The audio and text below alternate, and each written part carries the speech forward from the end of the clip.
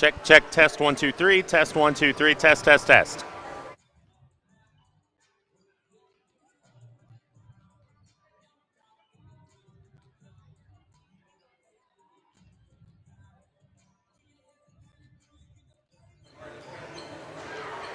Hi, everybody, from the Floyd E. Gritton Gymnasium here on the campus of Owen County High School in Owenton, Kentucky, where tonight it's the 8th Region All-A Semifinals, as the Eminence Warriors will take on the Walton Verona Bearcats, and followed later on this evening will be the Owen County Rebels and the Gallatin County Wildcats. I'm Brian Blair alongside Braden Howard, and we are happy to be with you here tonight. It is a fun night. It's semifinal night.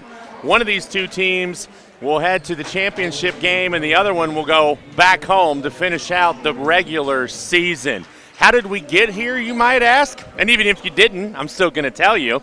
Eminence got here by the luck of the draw, to be quite honest about it. They ended up getting the first round bye, and so they were automatically put into the semifinals. And Walton Verona got here via a pretty easy night on Monday night, as they knocked off Trimble County 72-16. And Braden, when you go back and look at that game, it was all Walton all the time in that game on Monday night. They are going to be a tough task tonight for the Eminence Warriors. Yeah, I think the Eminence Warriors are going to have to do a really good job of trying to slow the ball down. We'll see how good they do with that tonight. Walton's just a really good team. They are. There's no way around it. So I would be surprised if it's not somewhat similar to the other night. But Eminence has some scores as well. You know, the two Holland brothers, very good scores. And there's also a couple others that you could miss on the scouting report that could easily put up 10, 12 points a game. As we said, Walton Verona knocked off Trimble County the other night 72-16. And by my best count, because I sort of quit keeping score late in that game, but I know that Aaron Gutman finished with right around the 21-point mark. And I know the Walton Verona defense was really good as well. They limited Trimble County to just 2 points in the second half, and those didn't come until about 5 minutes or so left in the game. So it was lockdown defense by the Walton Verona Bearcats against Trimble County. Eminence, they have not played since January the 4th when they took on Dayton at Eminence, and I have not been to the gym over there. You have still not been to Eminence. I still have not. You have got to make a trip over there. Eminence knocked off Dayton 73-44. Avery Holland, 16 points, 10 rebounds. Josh Holland had 15 points. Dylan Weaver and Grayson Tingle each finished that game with 8 points. The last time these two teams met, you go back to January the 4th, and ironically enough, for Walton Verona, it's the exact same path that they had last year when they won the All-A Classic. They defeated Trimble County in the first round, and last year in the semifinals they played Eminence, and they won that night 66-29. In fact, if you go back all the way to 1998, Walton is 19-0 against the Eminence Warriors. So, as we said, Eminence is going to have to pretty much play the perfect game tonight to knock off this Walton Verona team. Eminence, they are this season 8-5. They've actually won 6 straight games. And as we said, they're led by the Holland brothers, Avery and Josh. Avery averages 16.4 points a game and 9 rebounds. Josh, 10 points, 4.3 rebounds. They are going to need to play exceptionally well. They're going to have to limit the turnovers. And much like we saw Gallatin do last night in the girls' game, the Hollands are going to have to make some shots, along with a young man named Matthew Virgin, who is their leading three-point scorer. Now get this, they don't shoot a ton of them because he is the leader on the team, and he's only made 12 all season long. So going to need to shoot the ball well, and we saw Gallatin do that for a time last night to give them the lead, but they just weren't able to withhold or continue that, and Walton eventually pulled away. But that's what Eminence is going to need tonight. Yeah, unfortunately, I don't think Eminence's bench is deep enough to hold off for that second half push, even if they were to be up at halftime. but only time will tell. We got 3 minutes and 40 seconds until tip. As we said, coming up in the second game tonight will be Gallatin County at Owen County. I would imagine that by about halftime of this first game, this place is going to be packed, going to be filling up pretty good. You can already see some of the Gallatin County fans funneling in. Yes. Of course, we knew Owen County would be here, but Gallatin is already starting to make an appearance. But that game will be after this game, probably around 8 o'clock, 7:30, 8 o'clock, in that range. Gallatin County knocked off Cornerstone the other night, 71-27, while Owen County defeated Williamstown 76-27. Also, to give you a little preview, tomorrow night will be the girls' semifinals in here. It will be Williamstown taking on Eminence, followed by Gallatin County taking on, or I'm sorry, I said the wrong thing. It'll be Williamstown Eminence and then Owen taking on Walton in the second game tomorrow night. The finals then will be on Friday night for the boys and on Saturday night for the girls. It is cold outside. Owen County was top 10 in the state today, Braden. We registered, according to Chris Bailey's Twitter page, Owen County came in this morning at a paltry half a degree above zero as the 8th coldest mesonet site in the state of Kentucky. I walked out to the truck this morning before I headed to work, and my truck did say zero.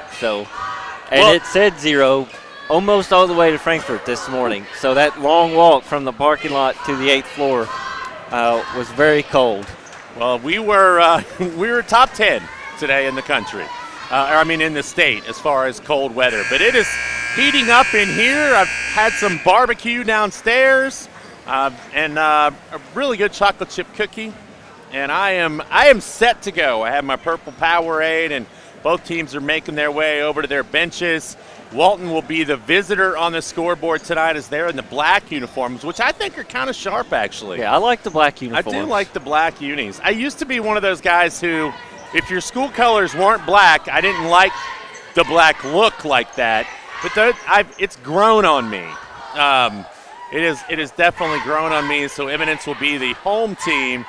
They have the black T-shirts on underneath their shirts, but they are at their respective benches. We'll have a national anthem here in just a moment. They will introduce the starting lineups, and then we will get this thing going. I have a trivia question tonight, which I've already told Braden is right up his alley. It involves a former University of Louisville Cardinal. So we shall see as the lights are about to go out.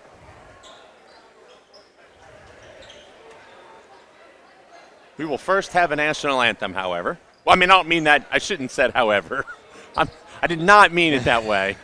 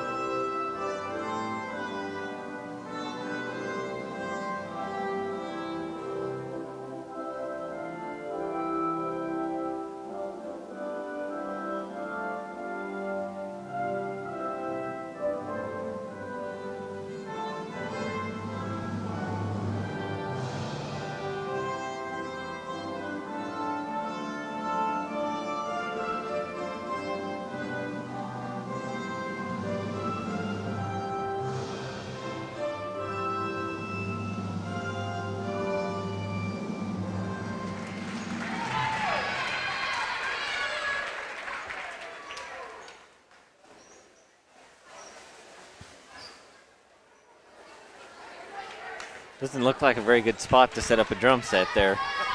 It might get a little loud in here. Well, not that, but traffic. Oh, yes. Well, of course, the noise volume as well.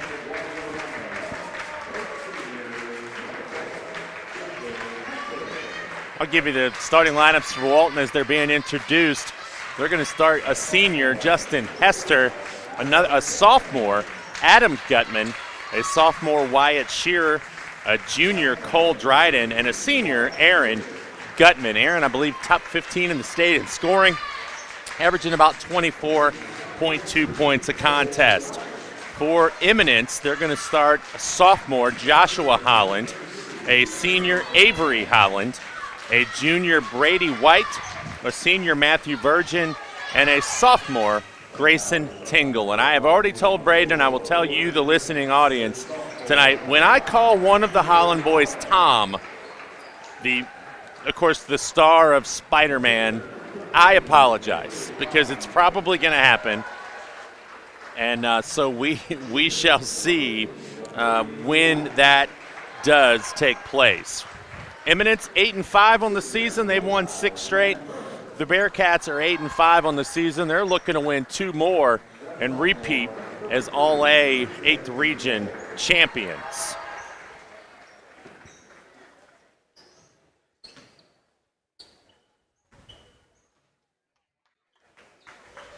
The Walton cheerleaders are here tonight. The Walton band is in the house.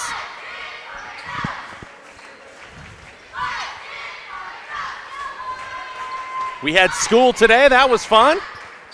And I mean that not sarcastically.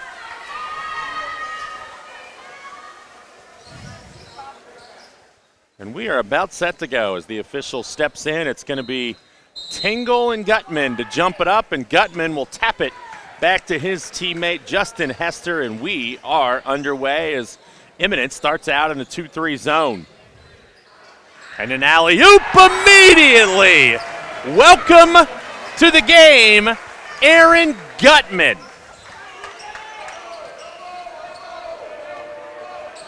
They knew that the zone was coming, and they knew they had practiced that play.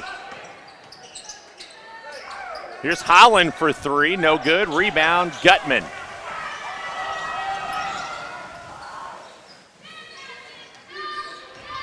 They're staying in that zone. Mike Hester, the head coach of the Bearcats. Brandon Gabbard, the leader of the Warriors. Gutman kicks it in the corner. 3-pointer, no good. That was Shear. And Eminence coming quickly back down the floor. Joshua Holland leading the way. Now we got a rugby scrum going on, and it's out of bounds to Walton.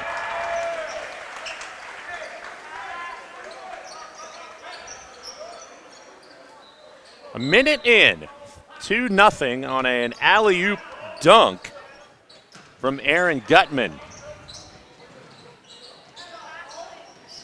Gutman with it, kicks it down on the wing. Nice pass from Dryden to Adam Gutman. Now Aaron Gutman will shoot the 3, no good. Rebound, Eminence.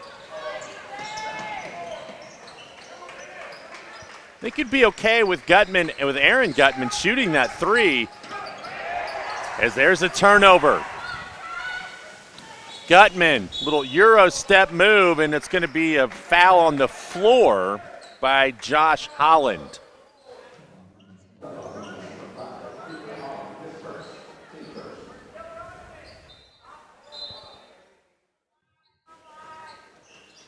Inbound to Dryden. He played well the other night. Didn't put a lot of points on the board, but played a nice game for Walton. Hester into the lane. Gutman again gets in just inside the free throw line and knocks that one down. He has 4, and he leads Eminence 4-0. He reminds me of Terrell last night for the girls. Once he gets in the paint, if he has an open look, he is very difficult to stop. Yeah, he does have a little bit of that height advantage, but one thing you don't really see too often from those taller players is speed too. He's pretty fast for his height as well, and I think eventually he could even start lighting up from the 3, but for now he's not really needed to. Coming off a 21-point effort If you're out there listening to us tonight from parts unknown or known, send us a message. Let us know. I don't know if my man Mark Klinkenbeard, if you're listening tonight, I haven't seen him come in. We'll see if he's here tonight or listening. Big props tonight going out to another gentleman named Pat Gatewood. I gave him my email address the other night, and he came through in a big way. And I will give you some of the notes that he sent me this afternoon regarding both of these games, kind of as we go along. And I know what I want for my birthday that's like just over a week away, 2 weeks away. Here's another turnover. Gutman, nice pass to Dryden, and he lays it in. That was a sweet dish. And Dryden pays it off, 6-0. Here's a skip pass. Now in the lane. Big fella going to the rim. That's Avery Holland. He gets it back and can't score. As I said, Eminence doesn't shoot a lot of three balls. Gutman. Here's a three, a deep three, no good. That one's Adam Gutman. Might have been a little bit of a settle right there. Here's a steal, and that was going to be a dunk if he could have gotten it to Gutman quicker. Gutman goes up off the left side of the glass, no good. There's a bad pass, body's flying. Aaron Gutman comes up with it. It's hard to make that pass, especially against a very strong defensive team that Walton is. Good job here from Josh Holland, just slow down. They were trying to kind of match Walton's pace, and there's a turnover that will go all the way into the backcourt. And actually, no, they're going to say the pass was deflected. And we're going to get some substitutions for Walton. We're going to get Jonathan Strunk into the game, as well as Deuce Shearer. Can you be a three-point shooter named Deuce? Guess we'll find out. I know he made one the other night.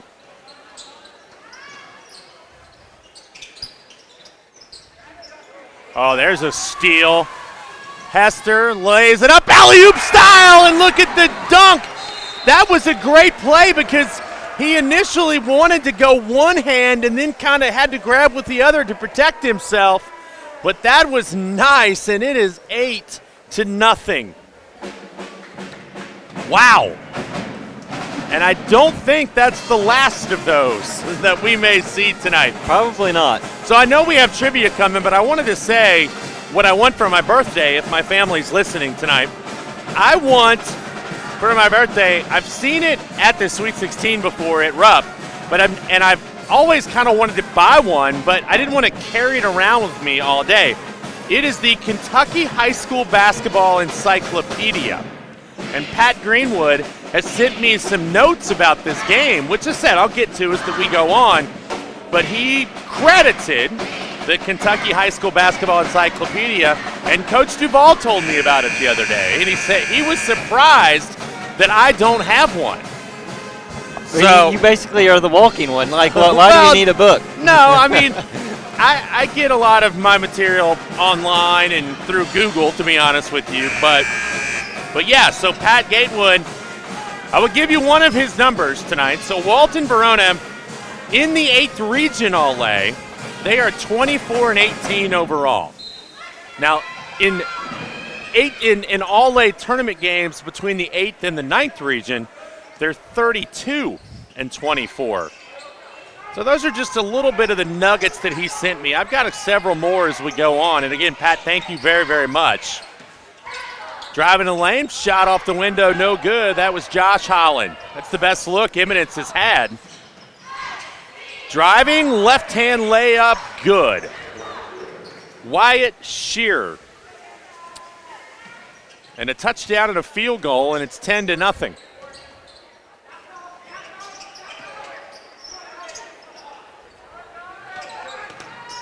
Baseline drive, cut off, pass stolen. Look up. Oh, if he'd have looked up a second sooner, that was going to be another Gutman dunk. triple team. Nice fancy pass right there to White. Now here's a three, no good from Holland, Josh Holland. White swings it up top. There's a three ball by Virgin, no good, and the rebound comes down to Walton, and they are pushing it in a hurry.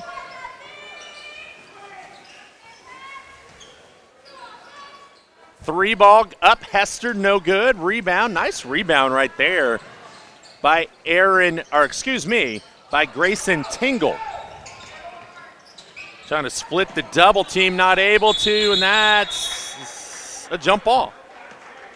It's going to stay here with the Warriors.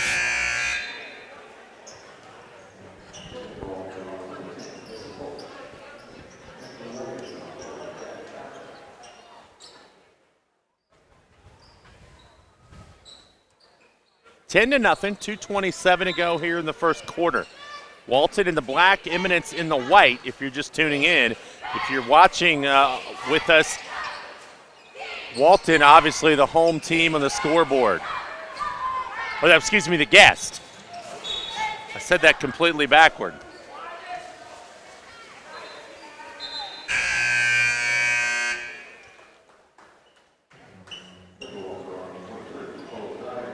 Cole Dryden checks back in for the Bearcats. Winner advances on to the final. Friday night, the winner of Friday night's game advances to Owensboro to play in the state tournament. Three-pointer on the way, too strong.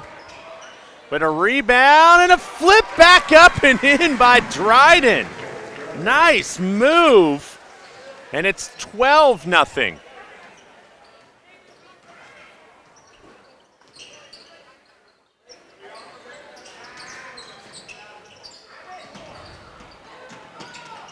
Spinning, Holland finds up top, Tingle. Brady White double teamed, in trouble. And they got the foul on Foul, that one. yep. Who'd they get?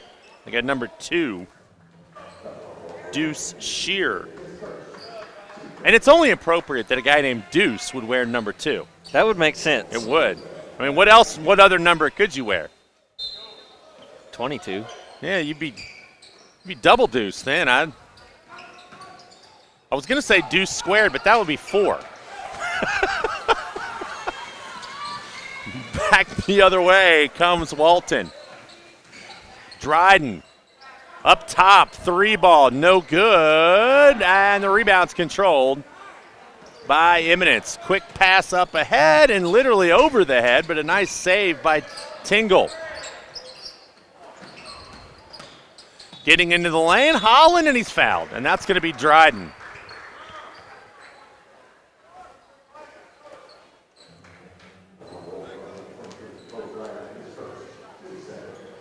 It's going to send Josh Holland to the free throw line for a couple. 64% shooter on the year. And he got it. So Eminence cracks the scoreboard. They still trail 12-1 with 1:01 left in the first quarter.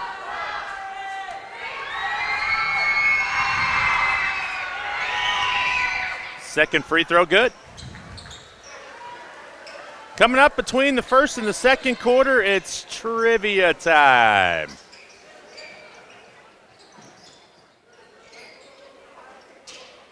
Dryden with the basketball. Three ball no good by Hester, and that rebound is controlled. Man, he throws those elbows, doesn't he? They're actually starting to call some of these fouls now. You know, Walton's been playing that physical game the entire quarter. And honestly, they probably could have called a lot more on Walton, but they were letting them play. So interesting to see how the rest of the game goes as far as the whistle goes. 37 seconds left. Tingle gets in the lane, puts it up, good. First field goal of the night. And it's 12-4. 24 seconds left.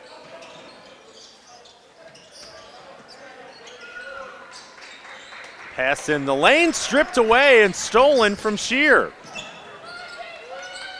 12 seconds left. Holland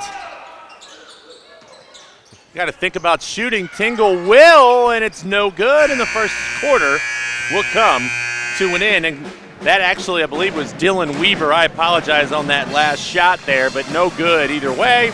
And it's 12-4. Now, I got to say, the Walton Verona fight song, the same as my alma mater, Campbell County. Well, it's on Wisconsin. There's a very similar theme among the 8th region theme songs. You know, like Owen County's is unique, but then there's a couple of them that are the same, like throughout the region. Gallatin County's Notre Dame. Yeah, so I mean it. All right, you're stalling now. Are you ready? I guess so. All right. So this has a University of Louisville connection, all right? So if you go back to 2009-2010 All-A state tournament, all right? So this team, which I'm not going to give you the team just yet, but the same team won 2009 and 2010, and this person was named tournament MVP in both years. He went on to play basketball for the University of Louisville. Now, not a big name, but he also helped lead this same team to the 2010 Kentucky High School Athletic Association state title, where his team beat Ballard 73-61 in the final. Do you know who this is? You got to go small town. There's a 3, Eastern Kentucky. I've got a general idea. All right, and don't say it just yet. We'll see if Mark Klinkenbeer comes through here with this one. Back-to-back tournament MVP, which has happened a couple other times. And there's a nice pass down low, and Avery Holland just missed it, rolled out. But they won the All-A title and the big state title, the Sweet 16 in 2010. Kind of became the darlings of the tournament that year. Oh, spin move. Cole Dryden goes to the rim, and there's going to be a foul. So the thing with that one is, you know, that's really about the time that I could really start to understand what was going on in Louisville basketball. Okay. The time that he would be playing. However, if he was MVP of 2010 and then went to Louisville immediately after, it also means he won a national championship. Well, I never thought of it, and I had to look to make sure he was on that team. If he was still on. Yeah. I mean, if he was a senior, you know, in 2010. Yeah, he would have been. You're right. And I don't know. He would have been on the Louisville bench 2010 of fall and 11 season. So, I mean. 17-4. Walton on top after Cole Dryden scores his 6th point of the night from the free throw line. Holland, that's a push. Yes, it is. He lowered that arm and lowered his shoulder and extended his arm. Good call by the official. See if we have any guess. We don't have any guesses yet. People are still Googling.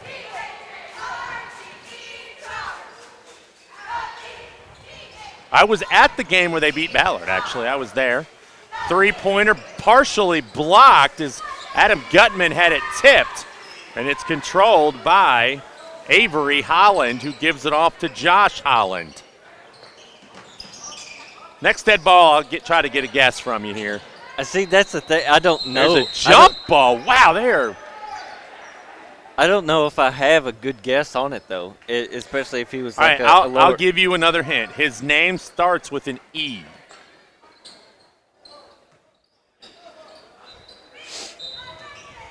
I think phone a friend just happened, or is in a process of happening here. Let's take a phone call. All right. Josh Holland with the basketball. I'm guessing that's his father. Here's a 3-pointer by Avery Holland, no good. And it's quickly the other way with the person of Dryden. He lays it up and in with the left hand.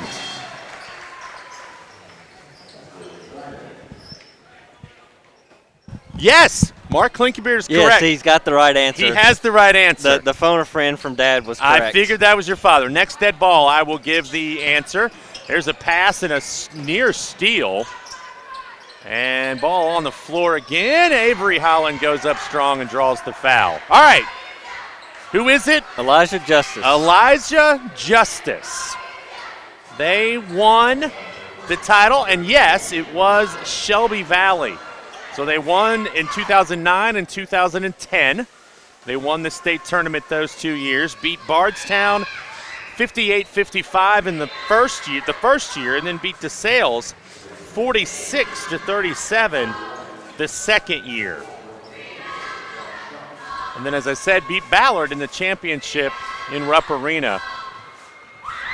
Ballard, really good team that year, and Shelby Valley kind of dismantled them. Beat them 73-61. And I can tell you there were about 15 people in that building who were for Ballard that night. Here's a three-pointer, no good, and it'll go out of bounds. And those 15 people were from Ballard. And everybody else in the building was rooting for the little team from Eastern Kentucky. Now the question was Elijah Justice on the national title team? That's what I'm going to Google now. Okay. 19-5, there is still a basketball game going on. Avery Holland muscles one up and in. You know, you watch him play, and when he's able to get in the paint and make some space, you know, he's a big boy, and he is tough to guard down there. Yeah, he's a very strong offensive player, and he can even light it up from the three-point line as well. In most games, he doesn't need to, though. Ball knocked out of bounds. And when you look down their schedule at some of the teams they've played, I can tell you that just knowing those teams, that they don't have a lot of big guys on them, but he has some ability when he gets in the paint. But when he's up top with it and being double teamed, ball handling, not one of his better fortes. He can do it a little bit like right there, but that's not what they want him to do. Quickly the other way, avoiding the charge and missing is Wyatt Shears, a little slow getting up. 19-7. Ball stripped away. Gutman out in front of everybody has it knocked away from behind. Gutman was thinking about one thing right there. He was going to dunk that. So speaking of dunks, they are hoping that Aiden Kearns is going to be able to maybe get some time in a championship game.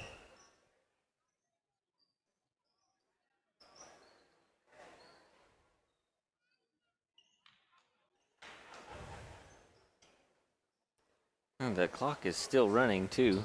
Well, it finally stopped now. Google's being slow, sitting here spinning.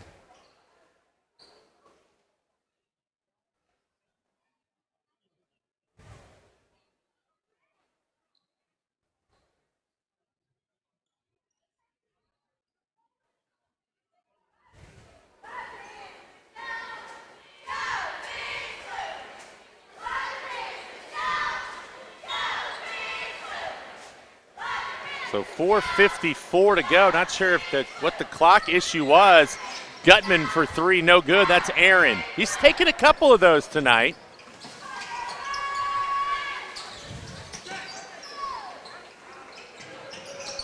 Good ball movement right there, and a layup up and in from Fackler. That was a nice looking play right there by Eminence. They moved the ball very quickly, and Mike Hester did not like that 1 second, and he calls the timeout, and it's 19-9. Walton on top.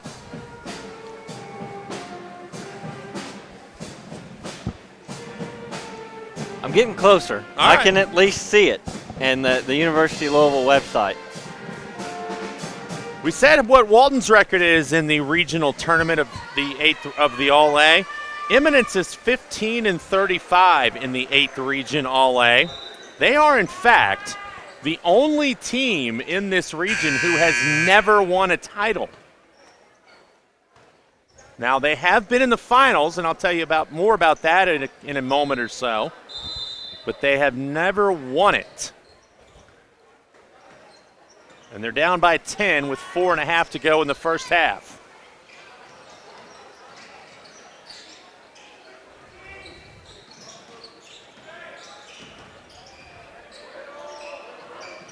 Walton moving the ball around nicely. Here's a kick out to Strunk for three, no good. A little bit of a line drive, but Aaron Gutman gives the nice pass back to Strunk, who just couldn't handle it. That was a good pass, and Strunk lost it out of bounds.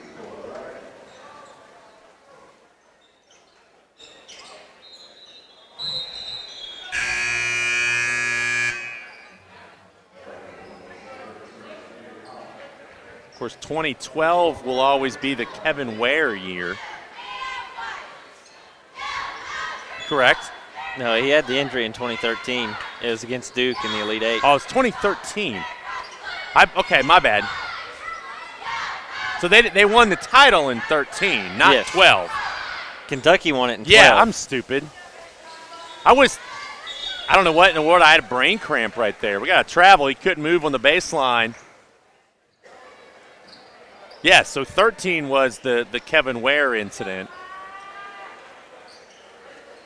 Which, as a Bengals fan, when Tim Crumry broke his leg in the Super Bowl in Miami, that was one of the nastiest things I'd ever seen. Until Kevin Ware, he said, hold my Coke. I got you on that one. Jordan Prather's coming in clutch with a Wi-Fi password here. Said, my service is not the greatest here. Driving, laying it up, sheer, no good. Rebound, put back up and in. Gutman.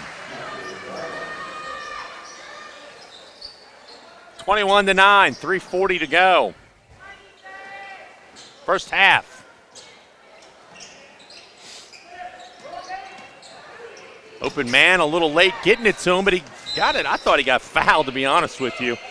But Tingle has it blocked out of bounds by Justin Hester.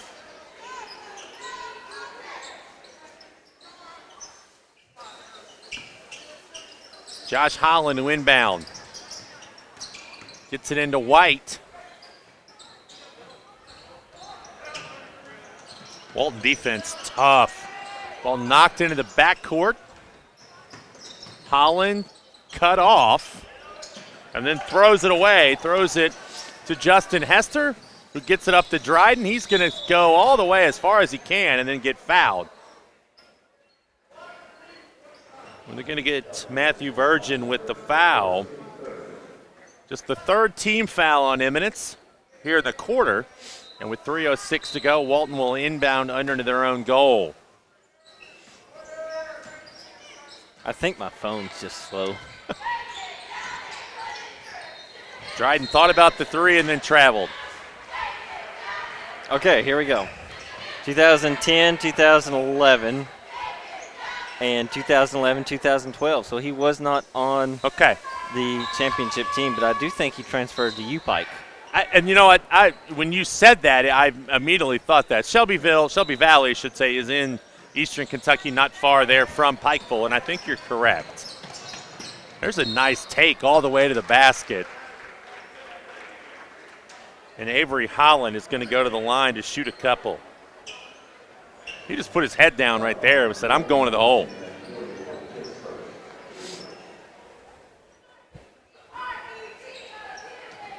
Billy Holt with the foul, his first, team's second. Free throw, good.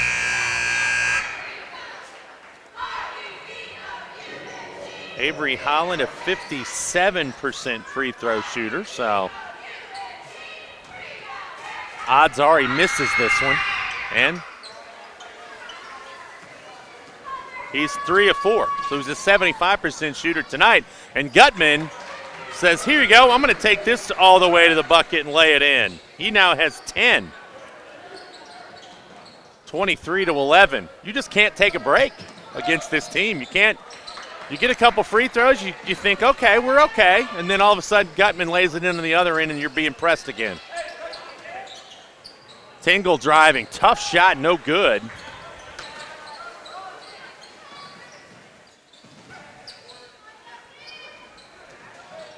There's a block from behind, but Gutman puts it back up, no good.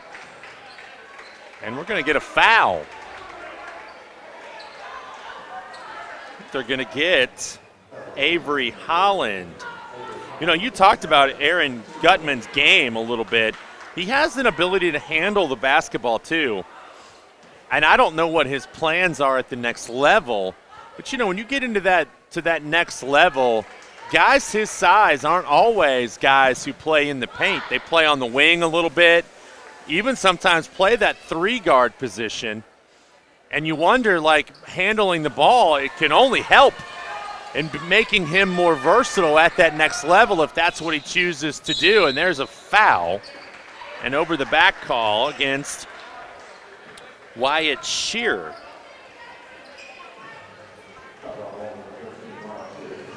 You know, guys who are 6'4", 6'5", 6'6" in high school, you get to the college ranks, and that's not that big. Those are point guards. Yeah. My son is 6'3", and I told him, you know, we went, like I said the other night, we got in and got to see some of the old guys from, I shouldn't say old guys. I mean, we're in our 50s, but from NKU, and my son said I felt short in there with those guys, and they're Division II players. He said I was shaking hands with guys having to look up, and he's not used to that. Lead out to Gutman, and a nice, that's a late whistle. It was a very late whistle. I thought Holland got the clean block on that. Actually, they're going to call that. They called it on Brady White. That's what made it. That's what made it late, though, because it didn't look like he had contact until after the ball was out of bounds.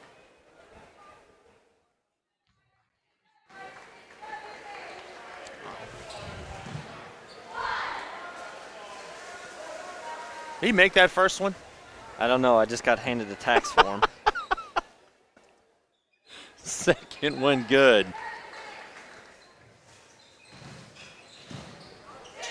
26-11. Pass stolen by Dryden.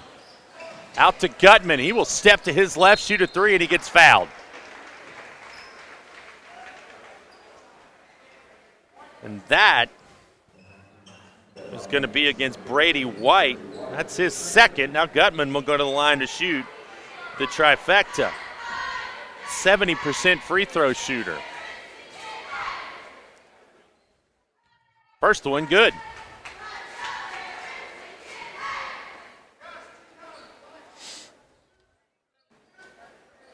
Still has two more.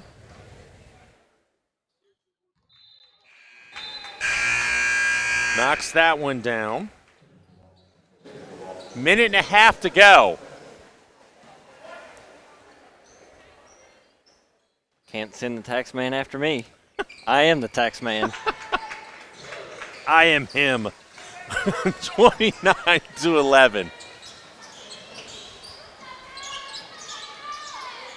18-point lead for the Bearcats.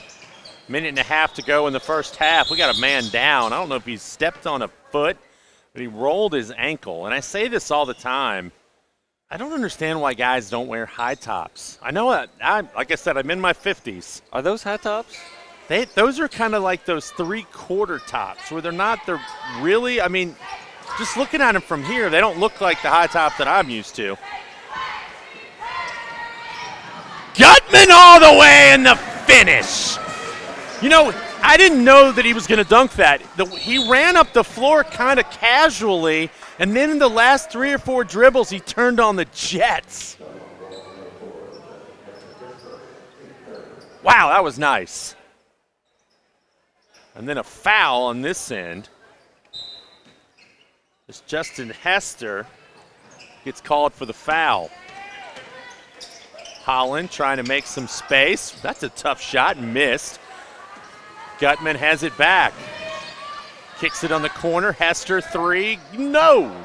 Rebound. Avery Holland. Good pass, but no assist. Oh, there's a pass that Holland, he threw a 95-mile-an-hour fastball when he didn't have to. He could have thrown a changeup instead.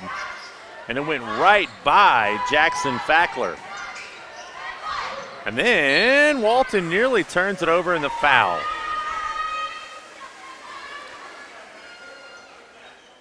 And the foul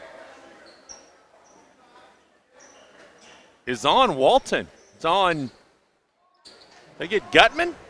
Yes, it looks like they did. Now who's going to shoot the free throw? Looks like it's going to be Matthew Virgin. And he has 2 because that was the 5th. Both teams over the limit. Free throw, good.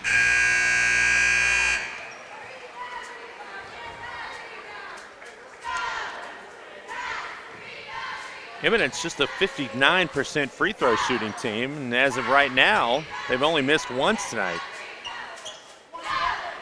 They're 6 of 7. Let's see if I gave them the curse. I say the announcer's jinx. Nope, he went right down the middle. 31-13, here come the Bearcats, 35 seconds.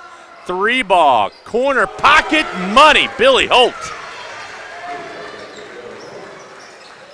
34-13, and there's a pass knocked out of bounds.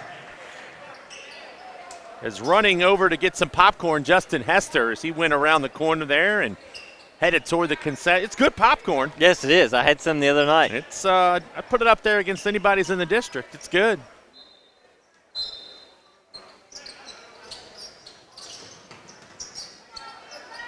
Tough shot, no good. That was Brady White. Here's a 3 ball. Gutman, and he can do it all. He can shoot the 3, he can shoot the 2, he can dunk. And it's 37-13, 5 seconds left. Pass down low. Tingle has it blocked by number 33. Here's a half-court heave that will not go in. And it was Aaron Gutman's half, and everybody else just watched as he leads his Bearcats out to a 37-13 lead here at the break.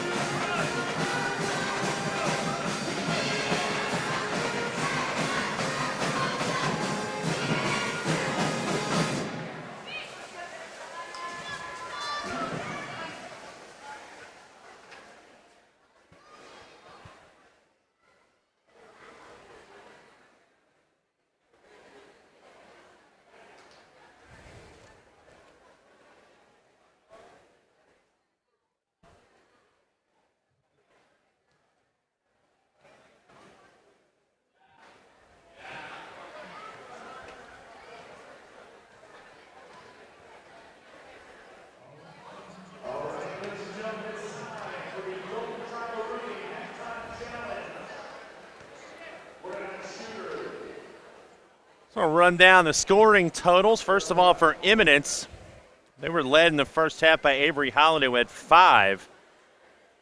And then a bunch of guys with 2.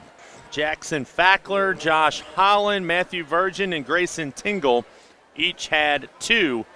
Eminence only with 3 made baskets in that quarter. The rest of their points coming from, or in the half, the rest of their points coming from the free throw line. For Walton Verona, Aaron Gutman finishes the first half with 20 points.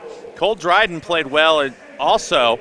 He had 8 points. And then Wyatt Shear, Adam Gutman, and Billy Holt each had 3 points in the first half.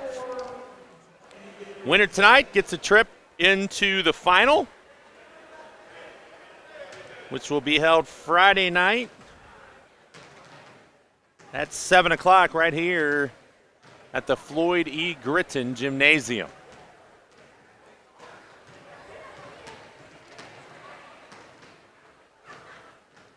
So I mentioned this earlier. I said that Eminence had reached the final. And they have reached the final actually 5 different times. 2011, 2006, 2001, 1993, and 1992. So they have been in the championship game, just not able to finish it off. Walton, I found this as an interesting stat. They have reached the finals 14 times, including 8 of the last 9. That's impressive.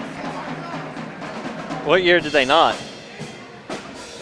I don't know. I'd have to go back and. I wish I knew that one. I wish I knew it.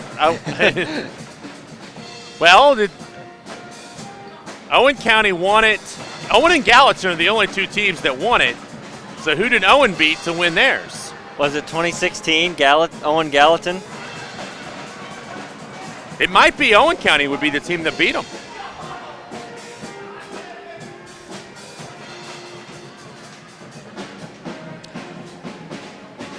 I don't have that paper out here with me, but yeah, I don't. We'll ask Mark Klinkenbeard. The only time that Walton didn't win it in the last, they've won 8 of the last 9. Oh, so then it would be. They've been in the finals. I don't know why I said Gallatin. I thought you said they didn't make it to the finals. No, they've been in the finals 8 of the last 9 years. So it still could have been Owen. It would be Owen. I think it would have been Owen. Because they've won. Well, no, 9 years has taken it back to 2016. Yeah, it could have been Gallatin. I don't know. Unless 2016 is included in that. Could be. I don't know. It's just what Pat sent me, and I didn't look at it. I mean, I didn't dig too deep to see who they lost to. All right, so we got some kids playing tonight. And on the other end, we have Brooklyn Elliott and Lucy Hardesty. Oh, well, she should feel absolutely terrible for going up against these little kids. You know, the kids. Maybe not. I don't know. Brooklyn's already out the 3-point line. The kid thought he was because he took a step back. All right. Got the golden Crocs on. He does. Looking pretty sharp out there. Oh, can Brooklyn make the half quarter? She might have just done it on the first. All right. Now we got a ball game. Now, can this young man from Walton get it all the way there? He absolutely can. Brooklyn's the one who may feel bad here in a minute. And oh my goodness, she will hear about it. If from nobody else but me, look at that! Oh! Nope, front of the rim for Brooklyn. The little man from Walton nails it! Oh my goodness! If she makes that one, she would have felt really bad.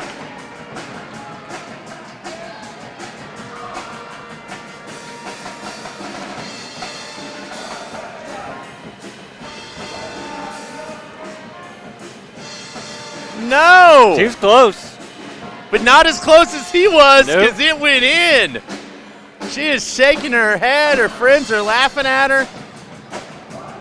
Headline on Rebel News next Monday or Tuesday. Oh, my.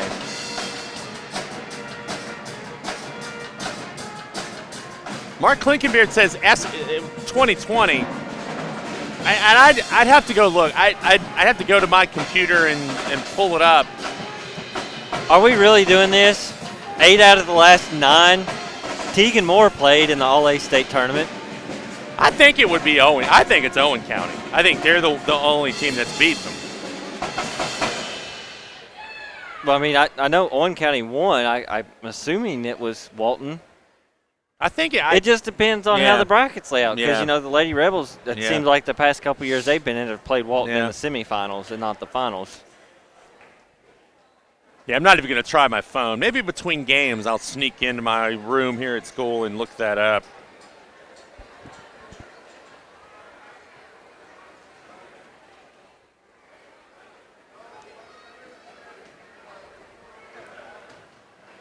Little college basketball for you tonight. Number 9, Kansas at number 2, Iowa State.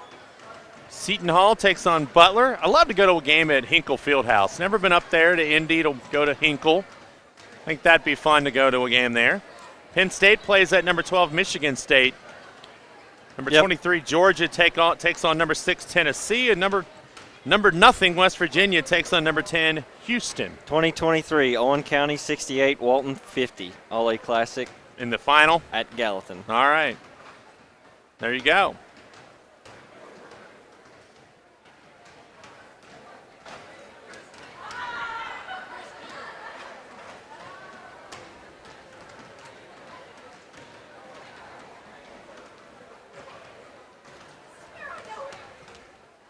Women's college basketball tonight. Penn State out at Poly Pavilion to take on number 1 ranked UCLA. And again, our thoughts and prayers go out to the folks out in Southern California. I haven't with being in school today, I really haven't had a chance to watch the news to know exactly what's going on. But there's one of my little ballers right down there. Yeah, but it's still not good.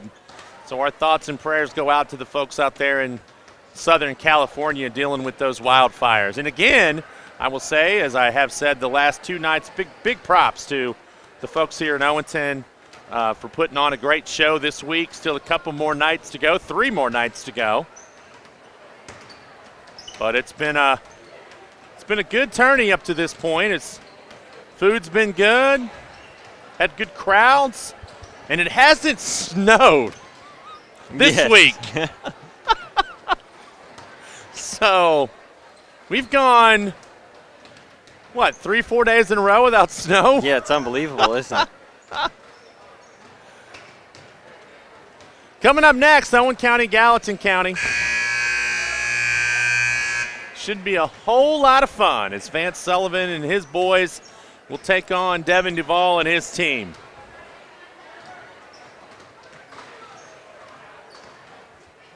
So Mark Klinkovich says Walton lost 59-56. Gallatin won the tournament. So then it'd be 2 times in the last 9 years. Yeah.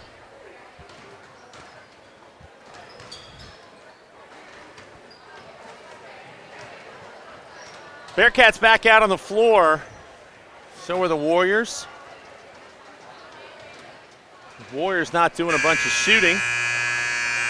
I remember the 23 year because the boys played at 5 o'clock, but the girls didn't play until 8 o'clock, and both Owen County teams were in it. So instead of leaving and then coming back and paying another $8, $10, whatever it was, most of Owen County just kind of sit there and for an hour and a half before they even started warming up. Well, I talked to TJ last week before the snow, and I said, would you think about doing both finals on the same day? And his response was, and I totally understood it. In fact, I thought about it.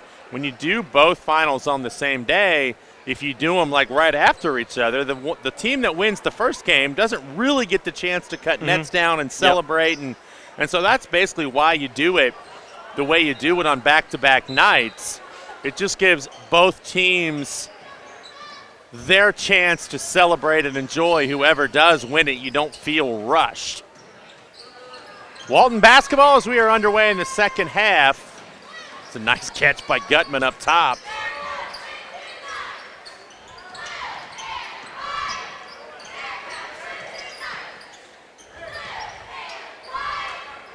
Wyatt Shear had it. Gives it to Hester, back to Shear. Eminence in this 2-3 zone.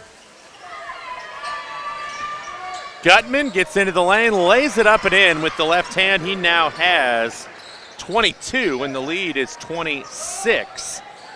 Lead out pass all the way down to Tingle, and he missed it. Had the wide open layup, and I think he might have heard footsteps. Gutman going in, laying it up good, and he's fouled. Oh my.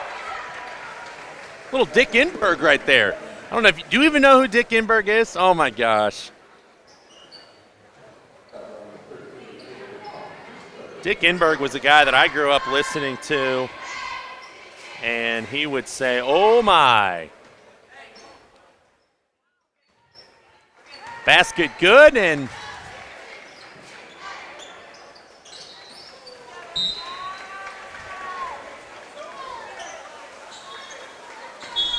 we're creeping ever closer to that running clock. Can we get a timeout?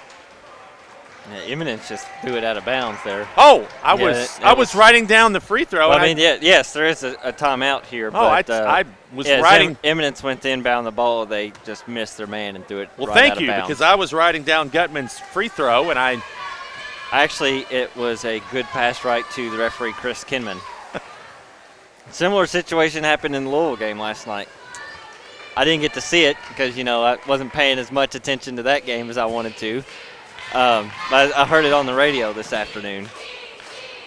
Except the pass was actually to Pat Kelsey, who then threw it right back inbounds to Rain Smith in the corner. But the ref was laughing and saw it, of course. But we didn't get that extra possession there. Was watching something over the break, speaking of how cold it is, and Dick Inberg, one of my announcers growing up that I enjoyed. Dick Inberg on the call for the Freezer Bowl. with Merlin Olsen, who starred on a little show called Little House on the Prairie. I'm going back now. I mean, I know what the show is. But Dick Enberg and Merlin Olsen called the Bengals-Chargers game with the temperature 59, the wind chills 59 degrees below zero. And the Bengals offensive line did not wear sleeves that day. Yeah, that's just crazy. The temperature itself is crazy. Here's a three-pointer short. Rebound comes down quickly to Brady White, who has it ripped away and stolen. My son had a chance to talk to Dave Lapham once, who was on that team, an offensive lineman. And he said, Dave, what was it like without the sleeves on? And Dave's response was, cold. Go figure. Here's your sign. I mean, Spencer was little, and, you know, he kind of just was like, his dad kind of put him up to it maybe, where I was like, hey, you know, ask him about not wearing sleeves. And, you know, because it was a big deal. The team from San Diego was coming in, and they all were bundled up, and these offensive linemen agreed to not wear sleeves. And Dave Lapham said, yeah, it was cold, little man. Here's a foul up top as Gutman's going to be called. Well, they didn't get Gut. Actually, they got Wyatt Shear.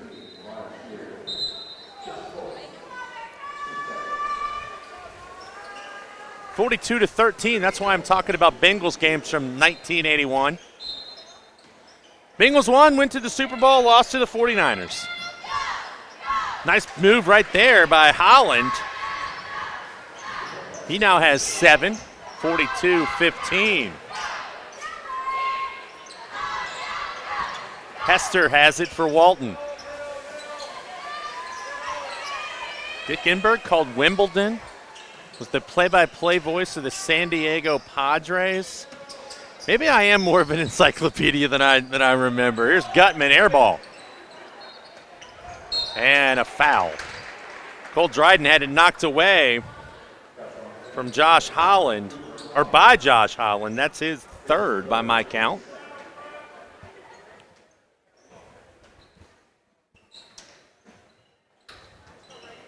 Jackson Fackler back in for Eminence.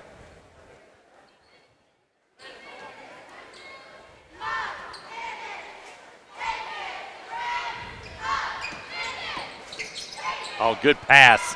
Hester, open three, knocks it down. Nice pass from Adam Gutman. And Justin Hester did the rest. 45-15. We're 6 points away from that running clock. That's a tough pass. Holland's going baseline, pull up, short, rebound, put back up, no good. And that's a foul, I thought. His bodies are all over the floor. And here's a little jump shot, and it's the famous wedgie. I've always wanted to say that because I'm like a 10-year-old at heart, but that's a Bill Raftery thing, the wedgie. They won't need to dust that section of the lane, though, as those guys were rolling around on it and may need to wipe some sweat up, but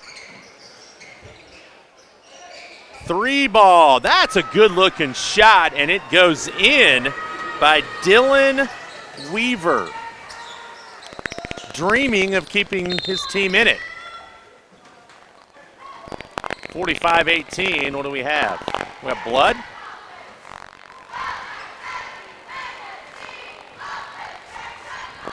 Or foul away from the ball? Or the clock?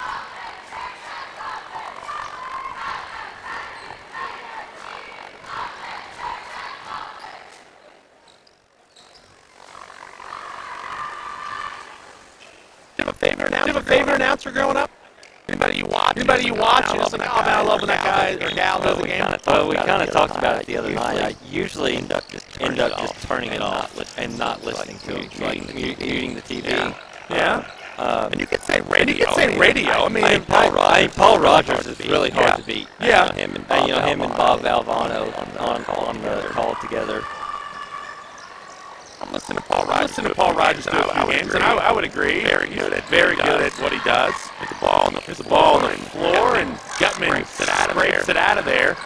Quickly quickly down the floor and too hard and too low for Deuce Shear. Now, I will say more recently, more of just like a favorite moment, I guess. Debbie Antonelli. Yeah, when she got to call her son. Hall of Fame, NC State from the Wolfpack.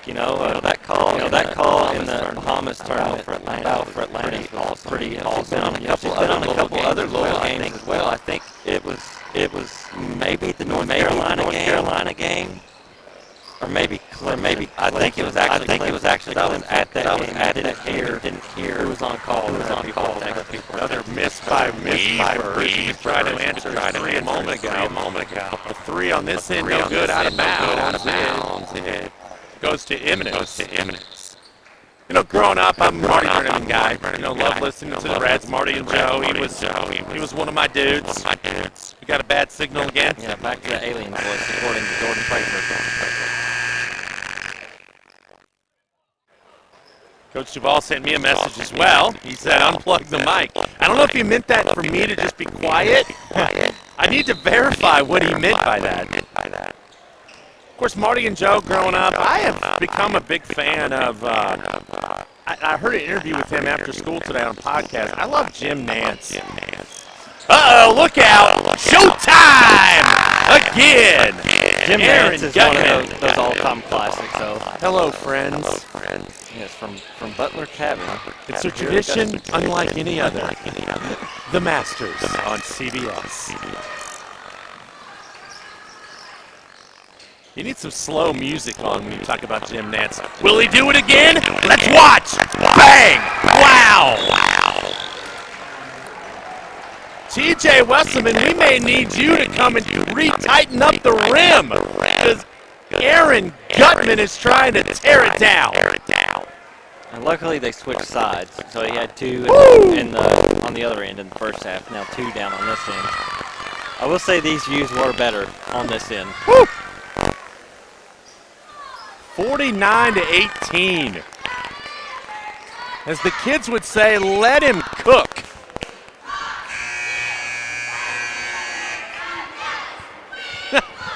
Hopefully it's better.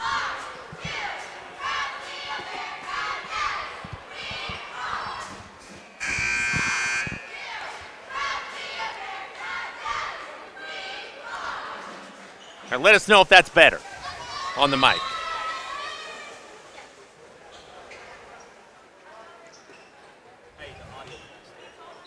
We just unplugged it. We're working on it. Yeah. We've done it twice. I don't know. Waiting on a mess. Waiting on confirmation. 49-18. I'm just going to keep talking. Uh-oh.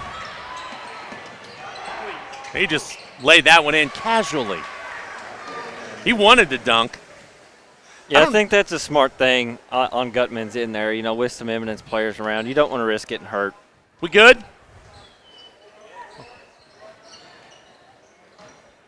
That's an offensive foul that Holland just got away with. He completely hooked his man.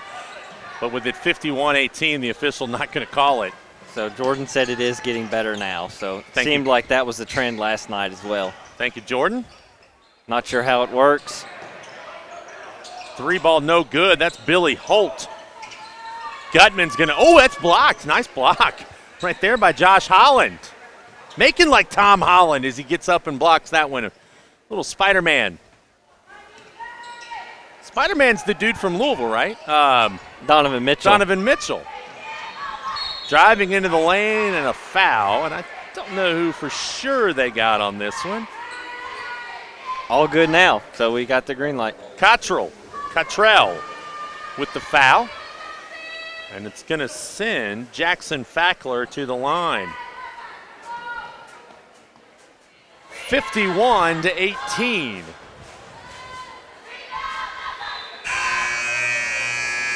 Coach Duvall said it's fixed. He laughed at when I said, did he want just me to turn the mic off?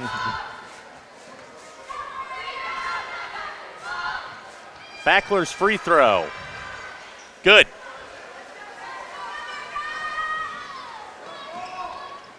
(51-18). Gutman taking it hard to the rack, and he draws the foul from Tingle. I'm not sure why they would be jumping against that. Did you see the dunk that Owen had last night for Kentucky? Yes, I did. Oh, my gosh. I'm sorry to that man's family that they had to watch that on the top 10 this morning. Hopefully he called his mother last night and said, Mom, whatever you do, don't turn on ESPN this morning because your son's going to be on it in a bad way. Oh, my. Free throw good. 32 for Gutman. Be curious what his career high is. Tingle missed it. That's twice. He's had pretty good looks right at the basket, not been able to finish. 52-19, clock running. Owen and Gallatin up next. Pass stolen away, and the official had to. He looked like Keanu Reeves in The Matrix right there, leaning back trying to get out of the way, and he.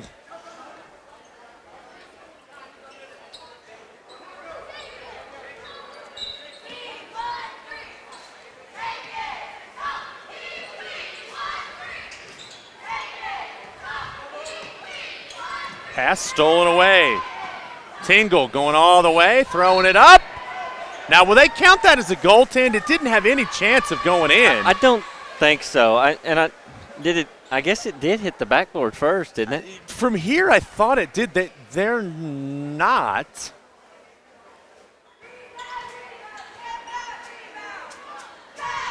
Nope, 2 shots. Free throw good.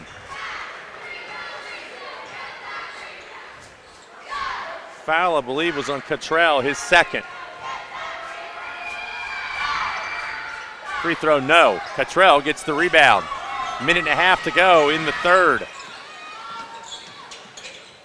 In the corner, 3 ball, no good from Billy Holt. Saved in. And Josh Holland has it for Eminence. Clock not running at all. Yes, it is not moving. There it goes. So they're going to have to reset it because it's 3 ball no good. I guess they're just going to keep going. Here's a 3 from Strunk, a little set shot almost. Rebound, Eminence. He did not jump more than a couple of centimeters off the ground right there. I'm not saying he can't, he just didn't. There's a pass stolen away. Cottrell was disappointed. He wanted Gutman to run with him.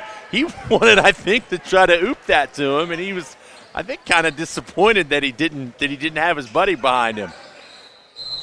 Here's another foul as Tingle's going to go back to the line. And again, it's number 15, Cottrell. He hasn't been out there very long, and he has 3 fouls already. Free throw up, good.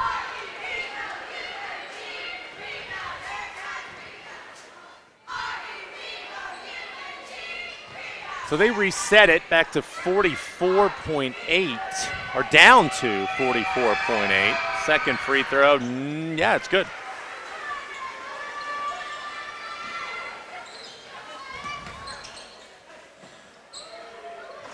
No good. Gutman on the 3, knocked out of bounds by Holland, apparently.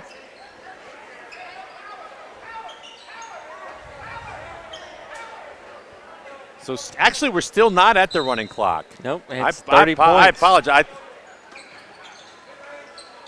Now it's 30, well, still 30.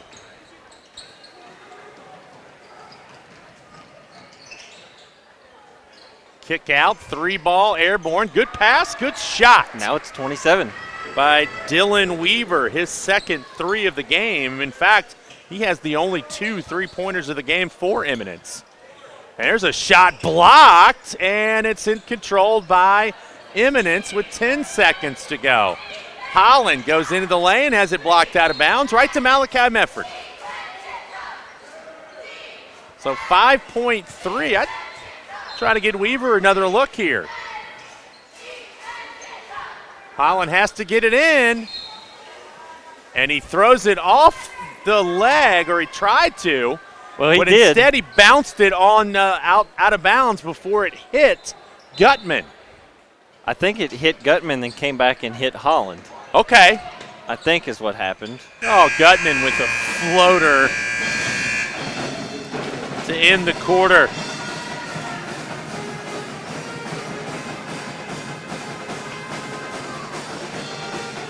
Gutman now has 34, and it's 54-25.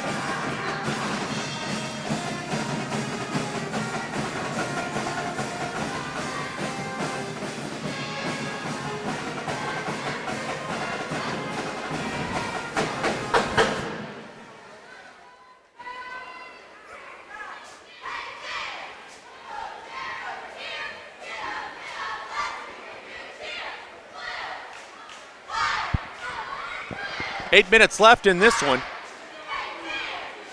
Coming up next, Owen and Gallatin.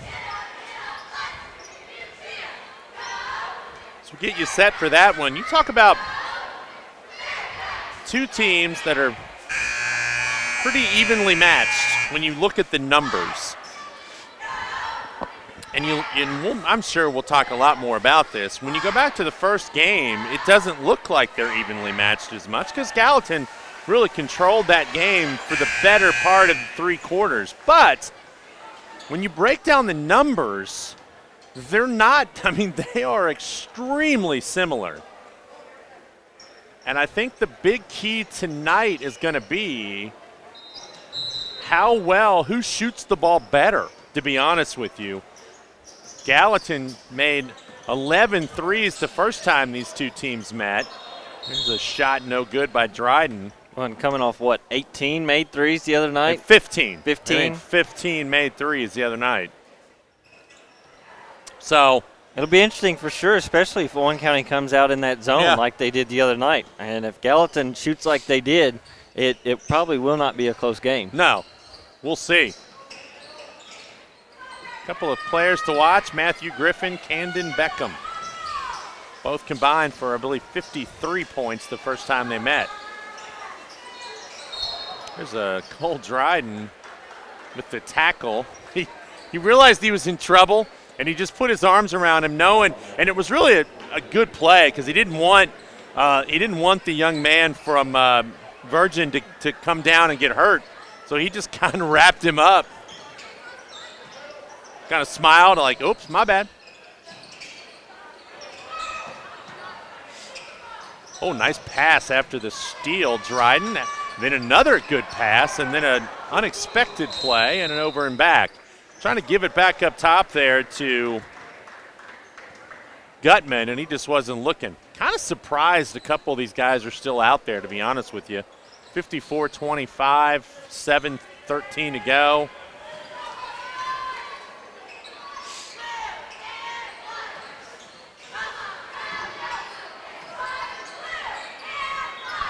Pass knocked out of bounds by Dryden after the double team. There's one of your little players right there, yes, too. Another one.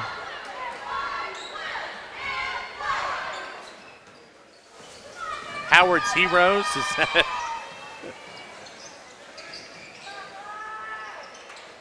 Pass up top for a 3. Good. Holland to Holland.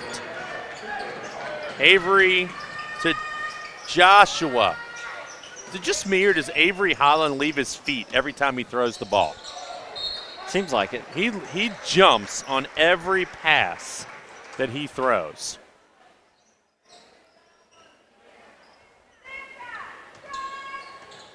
Turnover, Walton, 54-28, 6.5 to go. Ball, who's that off of? All right, they're going to say it's off of Dryden, out of bounds. You could have made a case for either one of them being out of bounds with it first. Official right on it. In the lane, no good. Fackler. Up quickly to Gutman. Tops it off and dropped in by Wyatt Shear. His first basket since the first quarter when he made a 3. 56-28. Walton on top. Steal. Shear lays it in. Thought he was going to take off there for a second. He thought about it, and I think he looked over at his coach, and his coach said, gave him that, you better make it if you're going to do that. 58-28. Dryden, and I thought he got fouled, but he made it. Anyway. And what do we have? Timeout? What do we have? Or we got and a busted we nose. got blood. And now we have a bunch of subs.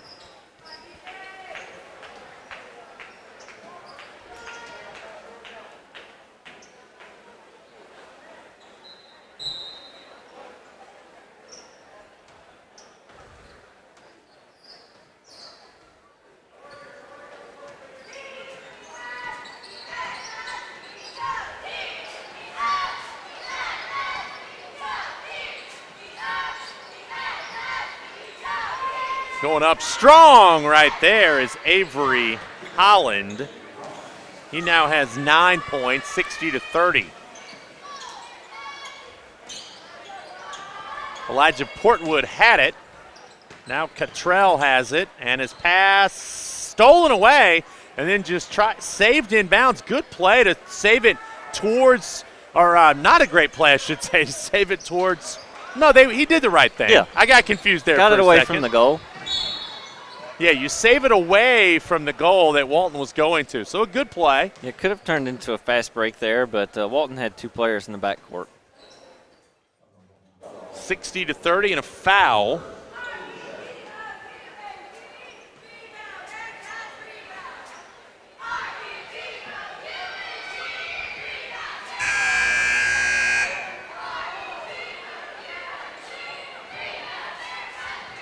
Josh Holland at the line. He has 5 on the night.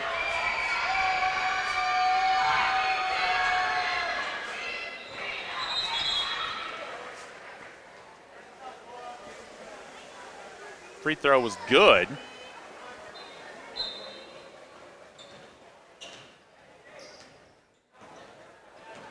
So they haven't changed the score. Pass out of bounds to Eminence. It should be 60-31 or 32 if he made one of them.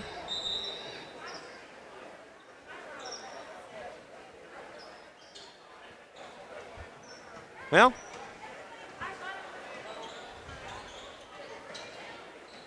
I don't think that 1 point's going to matter, but Holland, Avery, three-pointer, got it. Nice shot. You can see why he averages 16 points a game. There you go. Now it's 60-33 and a loose ball on the floor. Avery Holland has it. It goes all the way. Tough shot. Thought he was going to get fouled, but he does not, and it goes back. 60-34. There you go. That's what I thought it should have been. Three-pointer on the way, air ball by Tatum Thornberry.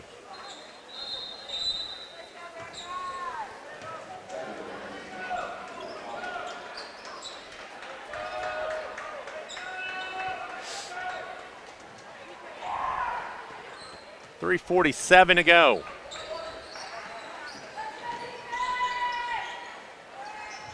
Josh Holland, no good. Rebound, Blake Gamble. Three-pointer up, no good by Schickling. Now here's a three by Gamble, no. Rebound, Holland. A couple of guys trying to get in the scorebook for the Bearcats, can't do it. Holland dribbled it off his foot, then saves it in to Walton.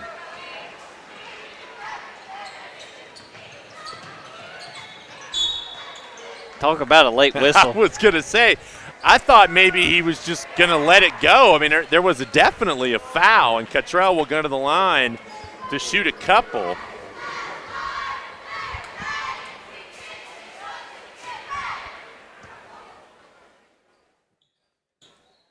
And the free throw no good. Foul was on Grayson Tingle, his second. Cottrell trying to get in the scoring column. And he will.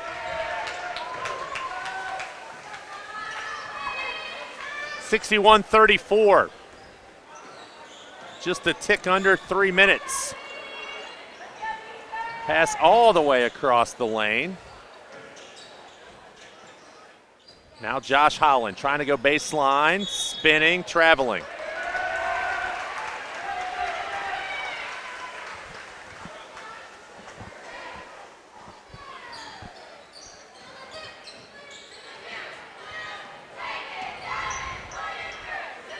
A lot of blue in the building right now as there's a turnover. You got Walton and Gallatin in here right now. There's a lot of blue in here. Some maroon trickled about.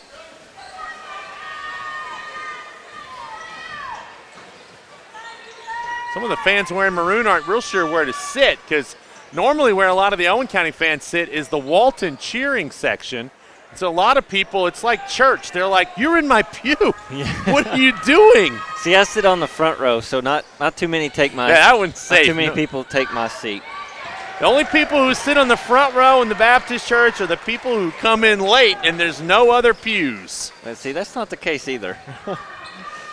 It was for me growing up. Actually, I was sat in the front because my mom sat in the front. And my dad was the preacher. I think it was a cheap way to keep an eye on me. Whoa, does that count? Yes, it does. He was not going to be denied Avery Holland. My mother one time, now this is way back in the 80s, right? I was young. It might have been late. No, I was 9 or 10 years old. This was back when you didn't dare think about wearing shorts to church. And on a Sunday night, it was hot, and our church wasn't air conditioned at the time. And I walked in a pair of shorts and sat down. And my rear end hadn't touched the pew, and my mother sent me back across the sidewalk to the parsonage. And I came back with a pair of jeans on, and everybody knew where I had been. Lay up good by Brady White. You talk about being an embarrassed young man. I don't even think she said anything. I think she just looked and pointed to the house, and I knew exactly what she meant.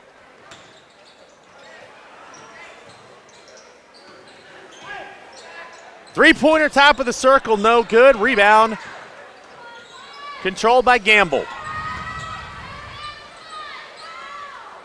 There's a shot blocked out of bounds. Every time I say Gamble, I, of course, think about Colin Gamble. Played his high school basketball right here in Owen County. Blake Gamble, of course, Blake Traylor. Now it's name association. Blake Traylor, now the head coach at Shelby County.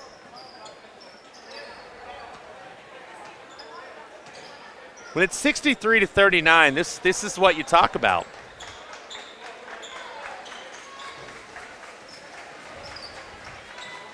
Have a feeling the next one's going to be a little better. Yeah, we're probably not going to have as much filler information in this next game. I'm fine with that. And I'm sure the people listening are grateful.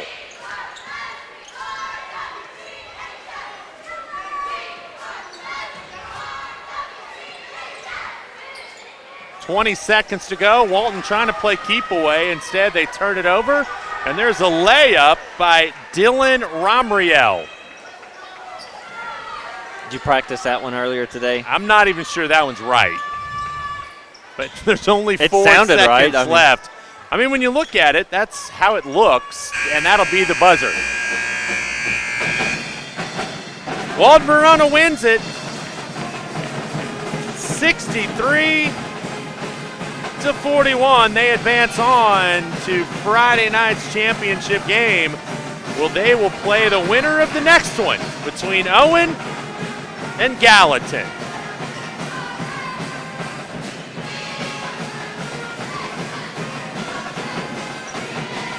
Big night for Aaron Gutman as he finishes with 34 points to lead the way for the Bearcats.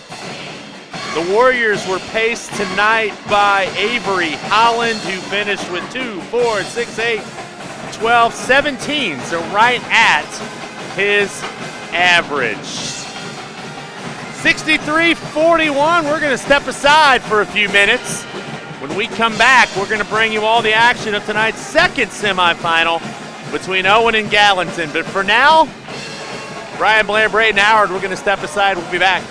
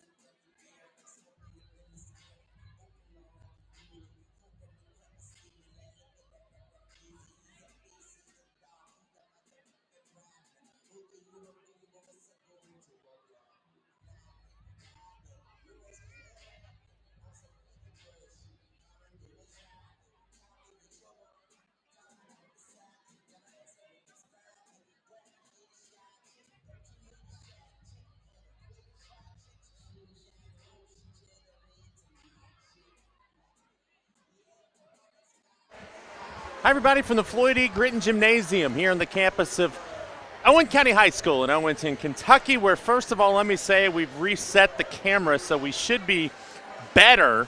It should be being a little more clear. Hopefully that'll clear the problem up. If not, we'll get somebody else back up here to take a look at it. But I'm Brian Blair, Braden Howard alongside, as always, as we get set for Owen County versus Gallatin County. Rebels 10-2 on the year. Head coach Devin Duvall. Gallatin County 9-5 under the direction of Vance Sullivan. These two teams played Monday night. Owen County took care of Williamstown 76-27. Gallatin knocked off Cornerstone Christian 71-27. Neither team ever was really tested. It was just a chance to kind of come out and have a little bit of practice time in some regard. But these two teams have played earlier this year, Braden, and that was a night when Walton combined to make 11 of 24 from three-point range. Matthew Griffin had 25 points, and they beat Owen County. Camden Beckham had 28, but it just wasn't enough as Gallatin won it 64-49. And we've already talked about it. This is going to be, I think, a game of who can play and shoot it better, really, from beyond the arch. Both teams are going to be very physical on the inside. I honestly wouldn't be surprised if there are a whole bunch of threes shot from both teams tonight. But you will have the occasional shots on the inside lane, too. You know, Brennan Lewis starting to really find his game in the season. Had a good game the other night against, was that Trimble? Williamstown again. Seen so much basketball this week, it's hard to keep up. He's very aggressive on the boards, and, Michael Smith is one of those players as well. If Camden Beckham's not lighting up from the three, he very well could be driving in the lane as well. So it should be a very good game all around for both teams, and it'll be interesting to see how each team decides to score tonight. Brennan Lewis was one of those players I talked to somebody about earlier this afternoon watching the girls practice a little bit, and the comment that was made to me was really that was Brennan's one of his first games back, and he really wasn't quite ready to go physically, and so it will be interesting. He is healthy. He played extremely well, as you said, the other night against Williamstown. Of course, Camden Beckham is Camden Beckham. I think the guy who needs to play a little bit better tonight, and he knows it, is Malachi Mefford. He really did not do a whole lot the other night. Only had 4 points. Played well in other areas, but his scoring, I think they're going to need that tonight if you're going to get past this game. Of course, this winner of tonight's game will head on to the final Friday night where they will take on Walton Verona, who was impressive in their win over Eminence just a few minutes ago. But you know what? You and I said this the other night, and it is a Wednesday night here in Owenton. This gym is filling up quickly, and it doesn't get a whole lot better than Owen and Gallatin, much less a district game, but in a game where somebody's dreams of going to the state tournament end. One team we know will be going home tonight. We will not know until the buzzer sounds. I feel like this game will be much closer than the last one. Both teams have gotten better since the last one as well. They've been able to work some kinks out. And like you said, there's a whole lot more on the line for this game tonight. A lot of blue, a lot of maroon in here. We're a couple of minutes away from the start of this one. We will tell you, of course, tomorrow night there'll be a couple more semifinal games in here, this time between the girls as Williamstown will take on Eminence in our first game. That will tip off around 6 o'clock. And then after that will be Owen County versus Walton, and that game will tip off 20 minutes or so after the Williamstown-Eminence game. Williamstown and Eminence got a bye, both teams into the semifinals, and Walton had to win a game. They beat Trimble County, they beat, again, you said it, there's been a lot of basketball this week. But Cornerstone Christian, right? Walton beat Gallatin. Owen beat Trimble. Cornerstone Christian's girls had some injuries, were not able to be in it. And that's where Williamstown and Eminence got the automatic bye into this semifinals. Both teams making their way over to the bench. We will have your starters for you here in just a minute. I'm pretty sure I'm going to be correct on who they are, but you never know.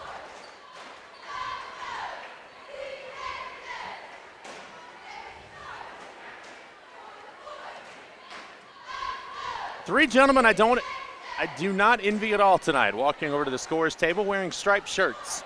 Those are the officials. Because you get in a game like this, with these two schools, this rivalry, what it means, those three guys are under the gun tonight. And being a home environment for the Rebels as well, it's probably not going to make their jobs easier. You know, this is one cool thing about this tournament, too, that it is played on someone's home court. You know, some of these tournaments are played at neutral sites. And so I think it's cool that this is played in a home environment. You know, some people might argue it's a disadvantage, but hey, you know that every couple of 3 years you're going to get to have one at your place. You gear up for it. You hope you're ready. But I think you have better crowds when it's here as opposed to perhaps, of course, I think you could play these two teams out in the parking lot and put bleachers up and people would show up. But I think having a home site is really cool. Well, even the girls' region, like the big region, rotates. I remember back in 2019, you know, Owen County was district champions that year, and they got to host the region here as well. Now, unfortunately, they fell short in the first round, I believe playing Simon Kenton. But there was a bigger crowd here simply because it was here in Owen County. Of course, the boys' 8th region tournament at the very old, very majestic Henry County High School. I love that gym. I absolutely do.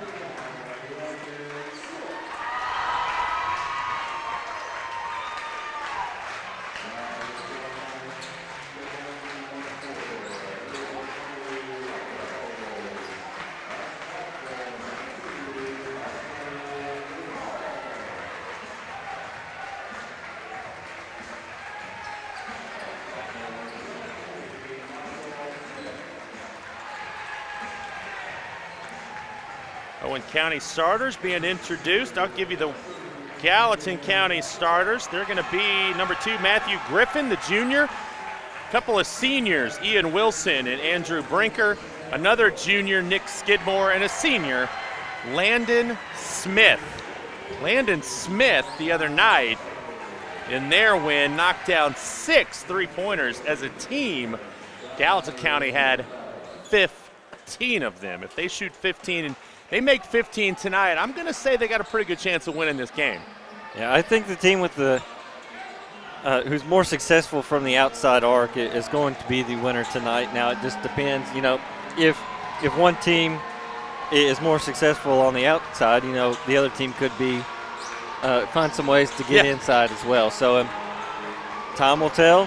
Should be a physical game. For Owen County, Duval, Beckham, Lewis, Mefford, and Smith. Here we go.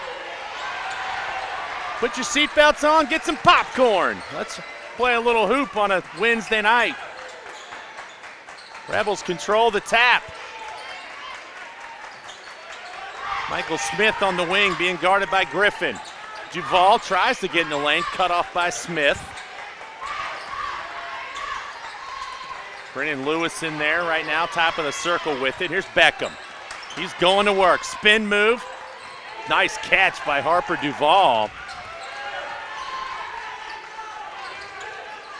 Pass knocked away and stolen by Gallatin County. In the hands of Nick Skidmore, who gives it to Griffin. And a steal right away by Michael Smith. He's going to take it to the basket, spin, and get fouled. It is loud in here, and I didn't hear the whistle. Hey. So you got your sweat, my son's here. He's a hockey guy now.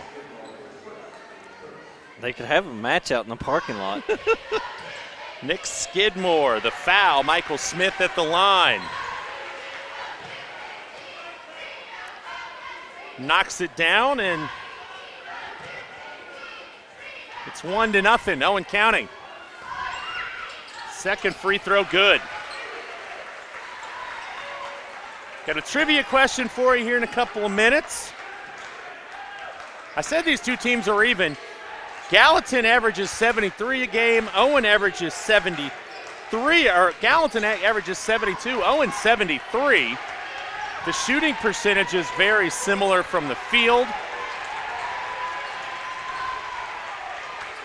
Owen shoots it at a 50% clip, Gallatin 46%. Griffin, nice pass underneath, layup, good. That is Andrew Brinker, and that time the patience paid off. Good pass, good find. 2-2. Mefford kicks it out to Beckham, who makes a good catch. He drives baseline, throws it up and in. Not baseline, he just went straight to the basket and laid it in. And it's 4-2, good action early. 2 minutes in. Walton players coming upstairs to watch a little bit of this one. They get the winner Friday night. Three-pointer, Landon Smith, that is off, and that's a good sign for Owen County early. Michael Smith goes in, lays it up and in, and the Rebels lead it by 4. He looked like he was going to dish it on the wing, and the defender kind of had to hold up, and Smith was able to get all the way to the rack. I think we'll see a lot of those fast break points from both teams tonight as the defensive end, they settle in. Griffin for 3, no good. Michael Smith, another rebound. Young man is playing with a mission right now. Here he comes up the floor, stops on the wing. Harper Duvall, three-pointer, got it! And he looks and says something to the bench. Oh my! I don't know if somebody whispered something, some pleasantries to him as he released it, but he did not hesitate to turn around and say, hello, 9-2. I'm sure that's exactly what he said to that bench. It's a family program. It is a family program. But again, I'm going back to what I said about how these two teams are evenly matched. 3-point shooting percentage, both teams 35% on the year. Free throws, Owen 69%, Gallatin 67%. Owen gives up 50 points a game, Gallatin 56. So when you look at these two teams on paper, they are extremely tight.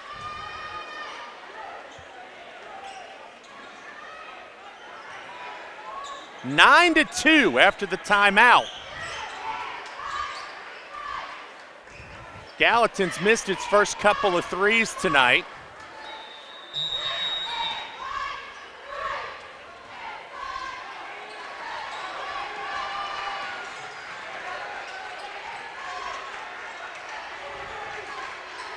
Wilson gives it to Griffin. He drives, drops it off just like they did a moment ago, almost the same exact play, and Andrew Brinker lays it in. They are driving, waiting on the help to come, and then giving it to Brinker right at the basket, and it's 9-4. You try to get Harper Duvall a quick look here again. Nope, you just give it to Beckham, and he puts it up and in. And he's talking.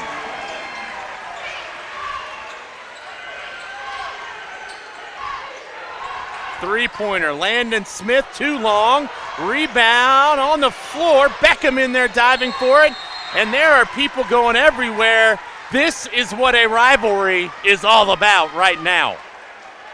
It looks like some Walton students, I believe, have joined the Owen County student section. The Walton basketball team has joined the Owen County student section. Wow. This is why you love high school basketball. Skidmore for 3, got it. Or excuse me, Brinker, and Brinker trails Owen County 11-7. We talked a lot about Landon Smith and Matthew Griffin, but it's been Andrew Brinker the story early. Ooh, nice, fortunate bounce right there for Owen County as Brennan Lewis is able to come up with it. I think if you're Owen County, you've got to limit those outstanding players to just one of them. You know, this might be Brinker's night to have 25, 30 points, but you can't let somebody like Griffin also have 15 or 20 either. Landon Smith thought about it. Good defense by Duvall. Driving in, no good, and a foul. They're going to get Malachi Mefford. And he did get his hands over a little bit there. I think that's the right call. That's his first. And that's going to send Landon Smith to the line. We are off to a fast start.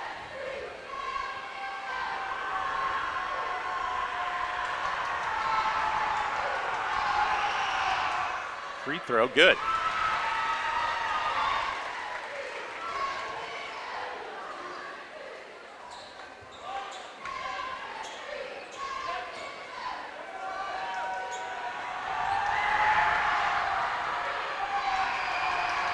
Second free throw good, and it's 11-8 or 11-9. You get the feeling, and anytime these two teams play, it's going to be a game of runs. You know, a team's going to go on a little spurt, other team's going to respond, and Owen went on a spurt, and credit to Gallatin, they've come back and responded. And it's back to 11-9.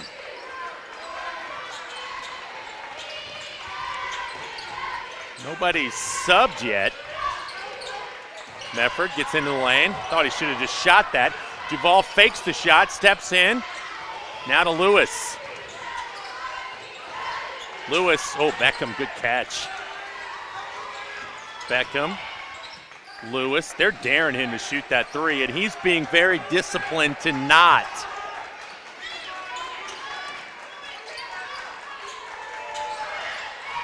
Lewis again. Lobbing it down low, and Smith's, oh, he might have gotten bailed out a little bit right there. Landon Smith was kind of hedging a little bit out of bounds, but Michael Smith caught it and stepped on the end line, but the official called a foul first. And that's the first on Smith, second on Gallatin. Mefford gets it in the lane. He muscles one up, no good. Rebound comes down to Andrew Brinker. That was not a great look. Here's a three. Brinker, no, that was short. He thought it was good. Quick off to Brendan Lewis. He is fouled. And that's going to be Ian Wilson, and Lewis will go to the line to shoot two. That time, the Rebels were able to push it up the floor and beat the defense back.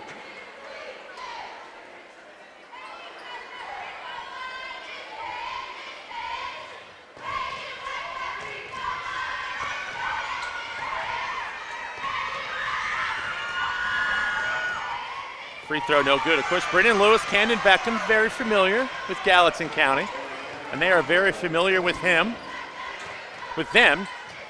I don't see a lot of Gallatin students here tonight. There's a few over here.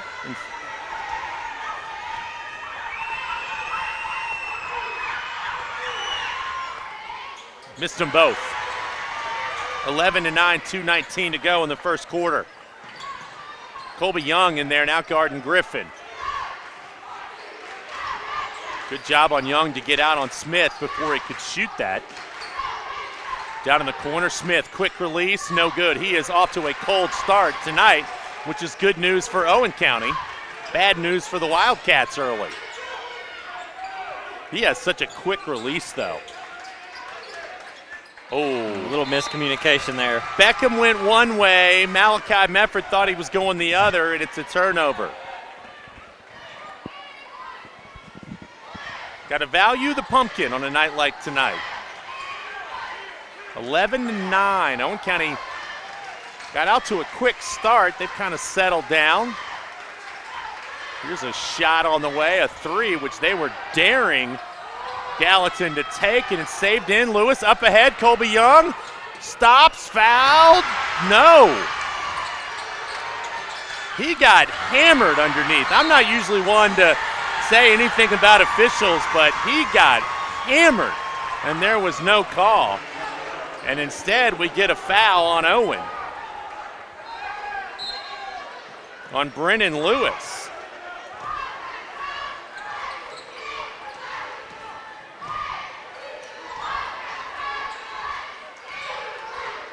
Matthew Griffin, top of the circle, 1:11 to go. First quarter, 11-9. Griffin, same idea, trying to draw the defense, but this time the pass is not good. Michael Smith's going all the way in. Should have just gone right up with it. Now Colby Young on the baseline. In a little bit of trouble. Gets it to Lewis. Lewis, that ball, just let it go out if you're Brennan. Nope. Lewis goes in. That's a block. That would have been the second on Brennan Lewis. And that's a close, close call. That is the second on Smith, though. It is. That's the one where sometimes when a player might look like he's a little bit out of control, that goes the other way. Did Michael Smith think it was? Because he ran to the other end. Britton Stafford in for Brennan Lewis. And I think Coach's Duvall is like, let's take a fortunate sigh of relief right there that wasn't number 2. Let's get him a little breather here to end the quarter. Coming up, we'll have our trivia for you tonight. There's a little Owen County theme to it.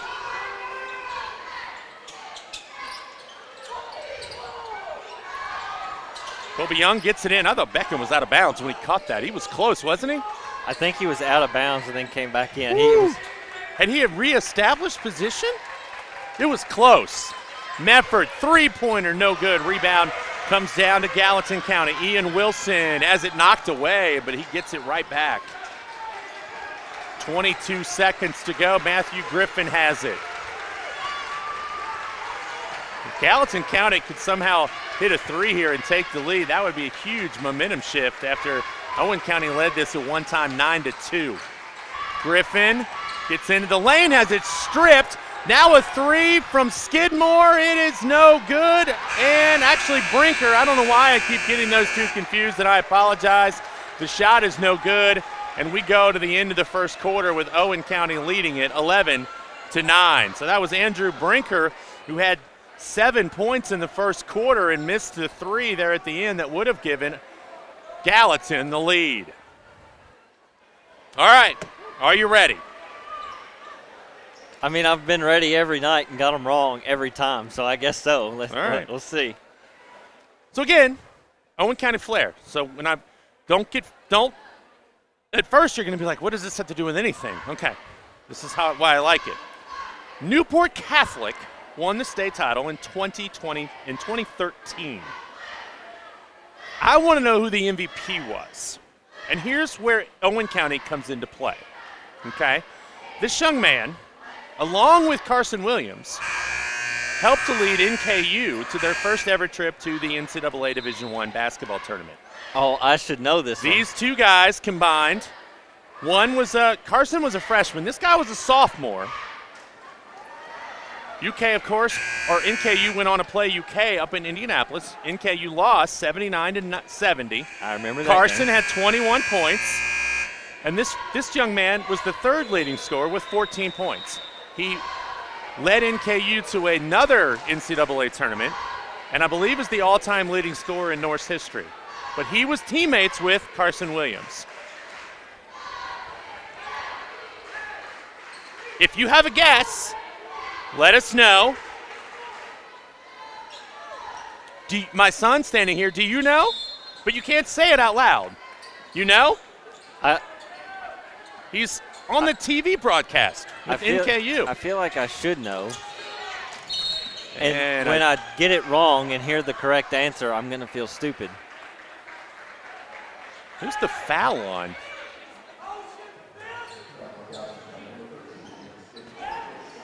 Foul's on Skidmore away from the ball.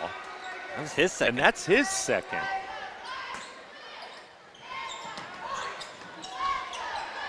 Ooh, that's a tough pass, and that's a jump ball.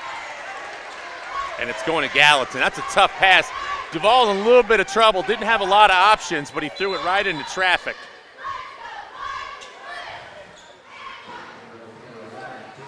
We do have someone who got it right on the screen. I believe Newport Catholic won it 3 years in a row. They won it, that was the first year, and then they won it the 2 years after that, the state title. Griffin driving in, finds Skidmore on the baseline. Oh, that's a tough pass. Griffin will let go a 3, short, rebound, nice rebound. Owen County has numbers if they push. They do. Stafford drops it off to Medford, goes up, and he missed it. He's looking at the official. There was some contact. They're letting him play a little bit right now. Griffin, that's the same play, but this time it's not. It doesn't work, and bodies flying. And that's a foul on Gallatin for the push. And let's see who they got.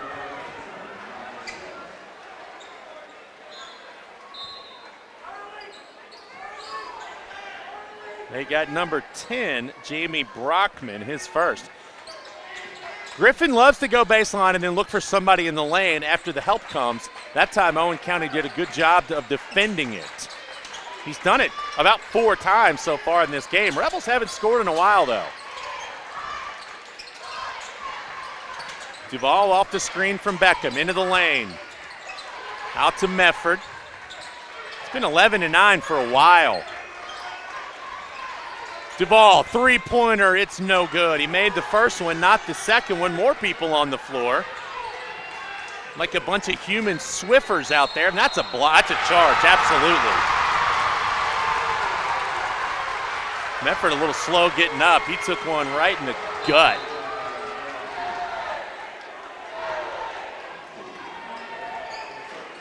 Just knocked the wind out of him a did. little bit. And he's coming out.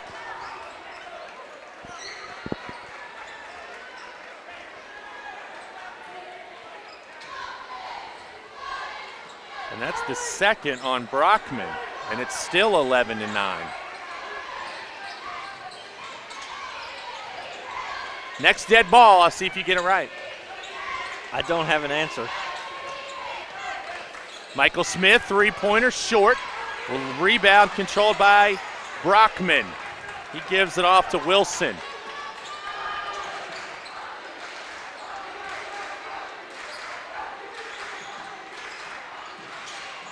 Driving, lay it up, good.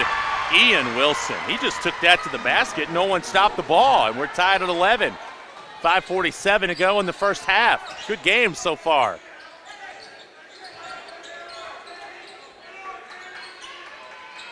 Duvall with it. Tyree in the game for Owen County. Bryson in there for Malachi. Oh, and there's an offensive foul. Brennan got the elbow. Brennan Lewis got the elbow up just a little too high. Andrew Brinker acting like there was contact, but he may be up for a Daytime Emmy Award. We didn't really have a good look at it from this side. It's hard to tell. There is no question. It's a good call. Brendan Lewis's elbow was up. Now, whether Brinker sold it a little bit, I don't know, but I would too. I mean, his elbow was up. That's the second on Lewis. So now Mefford back in, but in for Lewis. Driving, Mefford knocks it away, out of bounds. Last touch by Andrew Brinker.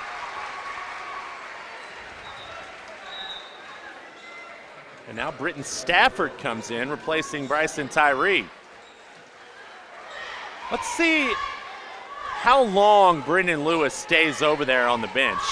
Landon Smith for Gallatin has 2, and he's not out there right now. So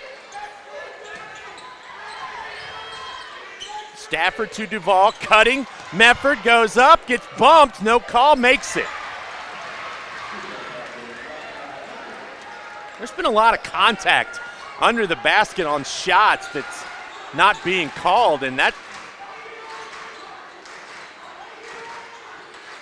very physical so far. I think that plays to Gallatin's advantage a little bit. They like to be physical, and there's a foul on Michael Smith.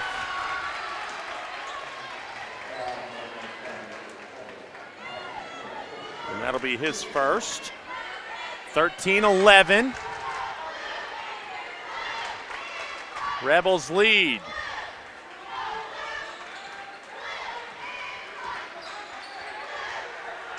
Three-pointer on the way and good. Andrew Brinker having himself a nice night so far. 14-13, Gallatin's first lead.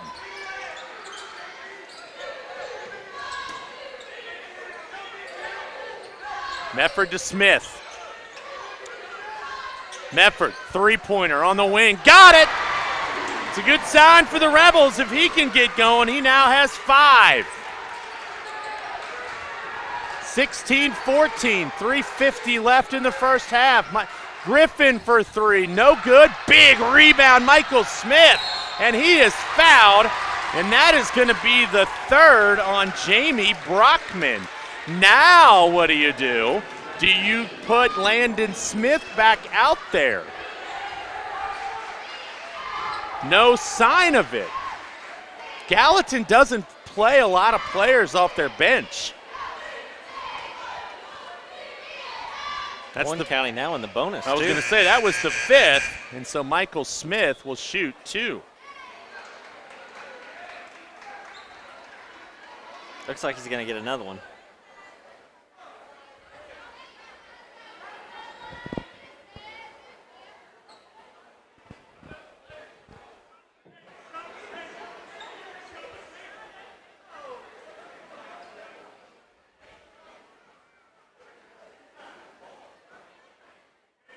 Was there some question about that being the 5th foul? They were over talking to the Owen County scoring table, side of the table. He is going to get that one back. Yes. Saw that in a college game the other night, and they didn't give it back. They blew the horn, and they were like, what are they doing? Michael Smith makes good on that. 17-14, Owen County by 3. Drew McDonald was the Owen County, or the Newport Central Catholic MVP, who went on to play at NKU. I knew I was going to feel dumb after I heard it. Drew McDonald helped lead the Thoroughbreds to a state title, and the Norse to the big dance in the NCAA tournament. And there's Landon Smith with his first three-pointer of the night, his first basket. He had 6 of them the other night, and Owen County takes the timeout. And Coach Duvall is looking at Britton Stafford, and he's saying, why did you leave him open? 3:21 left in the first half, and this thing has been everything we hoped it would be so far, tied at 17.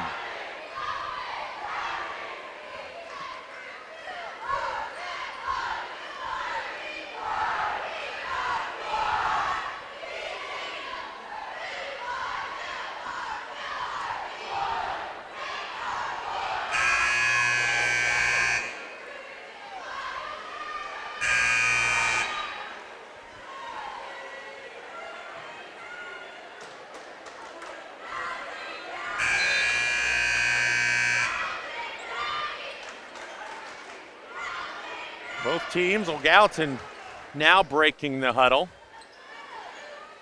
Girls action tomorrow night, Eminence Williamstown, first game of our semifinal games. 6 o'clock, Owen Walton to follow. 3:20 left first half here, 17 apiece, Owen basketball.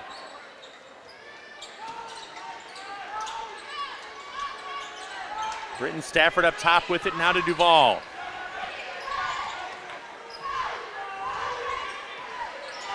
Looks over and gets instructions from coach or dad. Michael Smith, that's way off. Beckham taps it right out to Nick Skidmore. Gallatin can take the lead again. Matthew Griffin goes in, no, and a foul, and that's going to be, I believe, on Mefford or Smith. I think it should be Malachi's, and it is.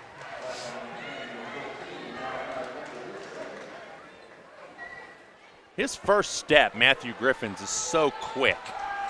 He kind of lulls you a little bit to sleep with the dribble, and then bang, he takes off. Makes the first. That's his first point. And it's 18-17. Brendan Lewis coming back into the game for Malachi Mefford, who also has 2.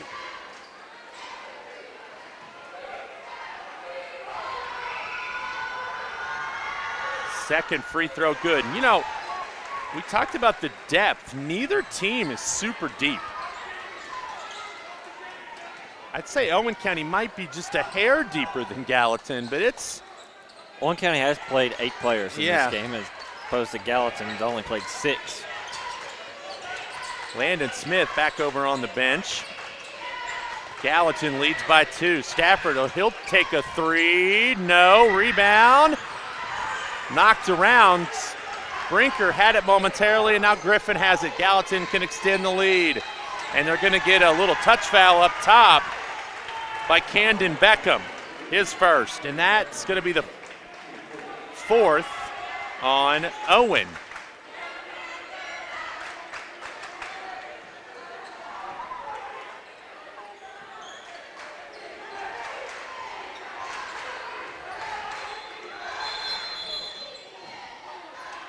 Timeout, Gallatin, and that's the timeout to get Landon Smith back in the game.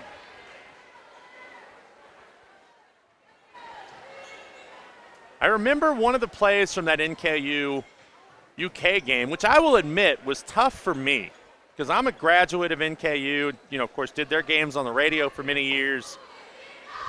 I was hard. I didn't know who to root for that night. I know who I was rooting for that night. I know who you were rooting for that night. And I wasn't just, the people on Facebook saying, oh, I'm rooting for Carson tonight, let's go Norse. No, they were rooting for UK. They wanted UK to win by 30. I legitimately was torn because being an NKU grad, it was a hard night for me.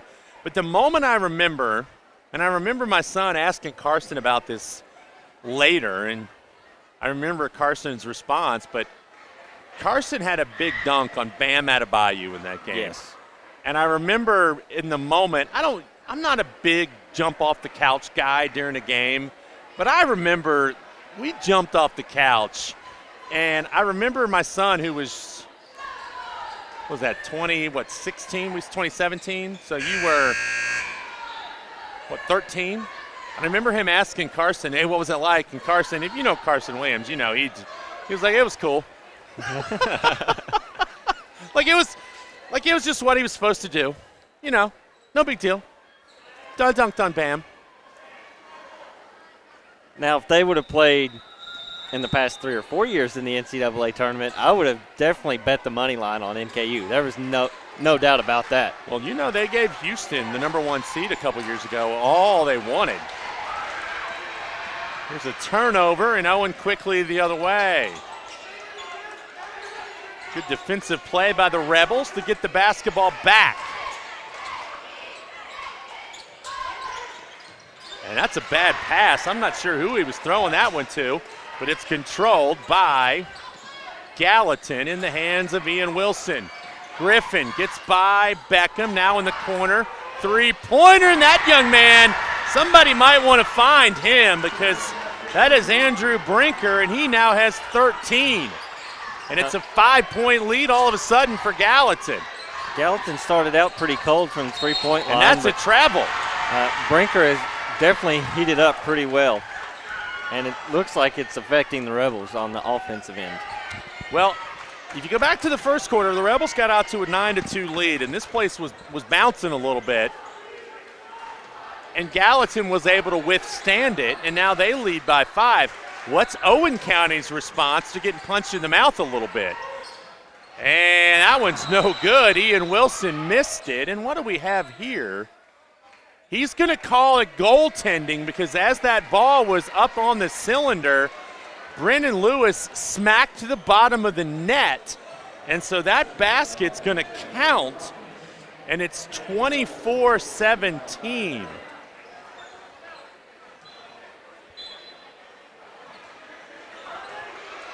And now this is the big minute here at the end of this first half.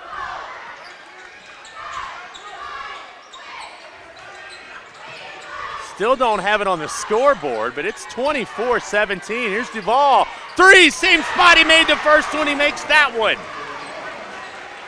But did they really call it a goaltend, though? Is it because the ball was – He did. Did he not? Oh, it was an offensive. I apologize. I thought he pointed at Brendan Lewis. Okay. Thank you. So it is 22-20. My bad. I thought the official pointed right at Brendan Lewis. Okay.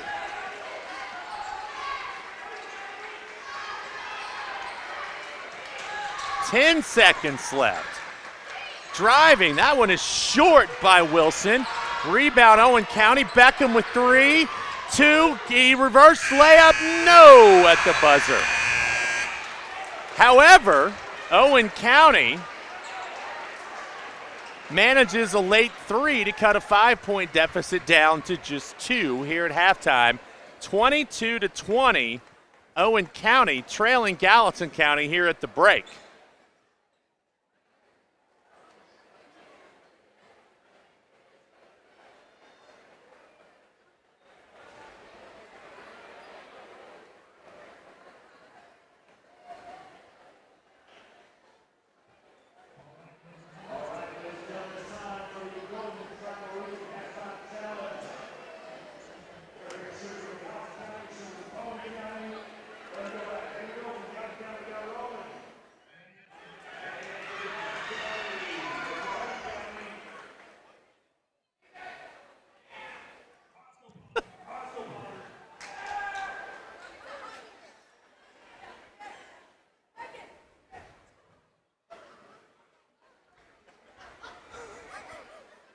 Yeah, I think we could put your comment on a T-shirt now. Because officially somebody has responded back and quoted it. So it's got to go on a T-shirt. It should.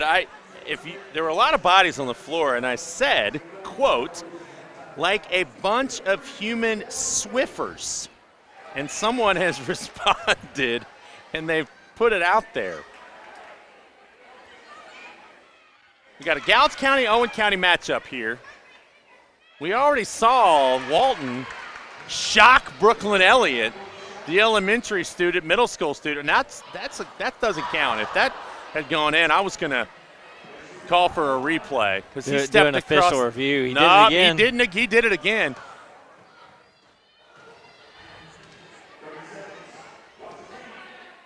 Nope, he stepped on. That's a foot fault. That's what they call that in tennis. Nope. Doesn't count if it goes in. Nope, no hot dog for you if that goes in. Oh, he's creeping in a little farther. Last one. Uh-oh. Nope. I think this is the last chance for Owen County, and that's off. Oh, he made it, but TJ had already called time. No popcorn for you. And of course, he's getting it from the Gallatin County faithful. But he did say, no more.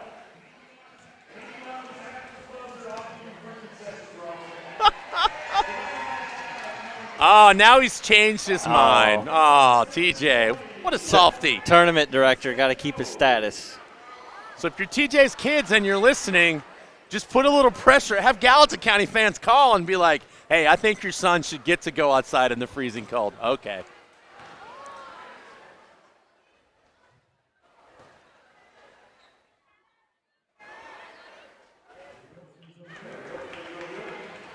Brody Hearn needs to work on his free throws. He does.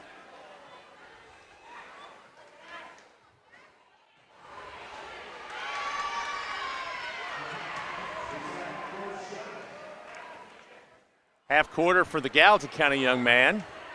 Brody Hearn still stuck at the free throw line. He's a baseball player, Braden. And you know was that. On the line. It's all right. He's got time. Brody's still working on the three ball. That one's good if it's in. No. Nope. Short. And I'm going to say something, and I hope he doesn't mind. And then if you see Brody Hearn around the community this next few days, he did an awesome thing this morning. Absolutely. And if you know what it is. I'm not going to say what it was, but if you know, you know. And wow. Just what a good kid and what an awesome thing that he did this morning And if you see him around town, give the kid a pat on the back. And that's all I'm going to say about it, but man.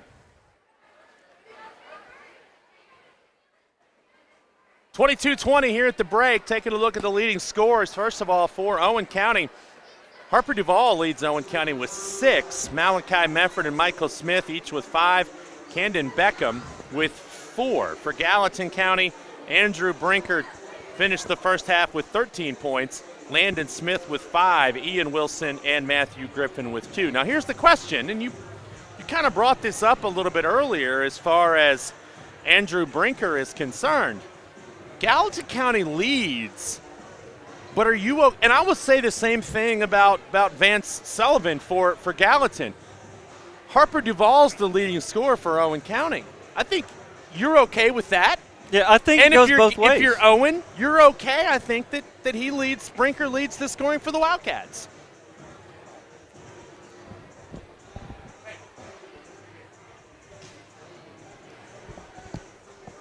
Yeah, I think you're just fine as Aaron Gutman just walked by.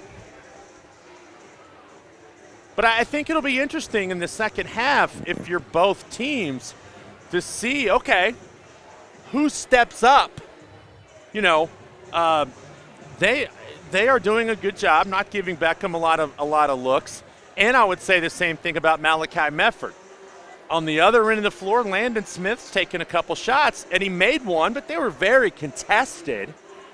Well, you could say the same thing about Beckham on the Owen County end. Yeah, so somebody you would think on one of these two teams, it's either going to be Beckham or Griffin or Mefford or Smith. One of those 4 guys, I'm going to say, is going to step up. And if you remember the first time these two teams met, the third quarter belonged to Camden Beckham. He came out that night and just took it over. And it's really what kept Owen County in the game, too. Yes. So I think it's going to be really fun or really crucial here in the second half to see which one of those leading men steps up and takes over the leading role.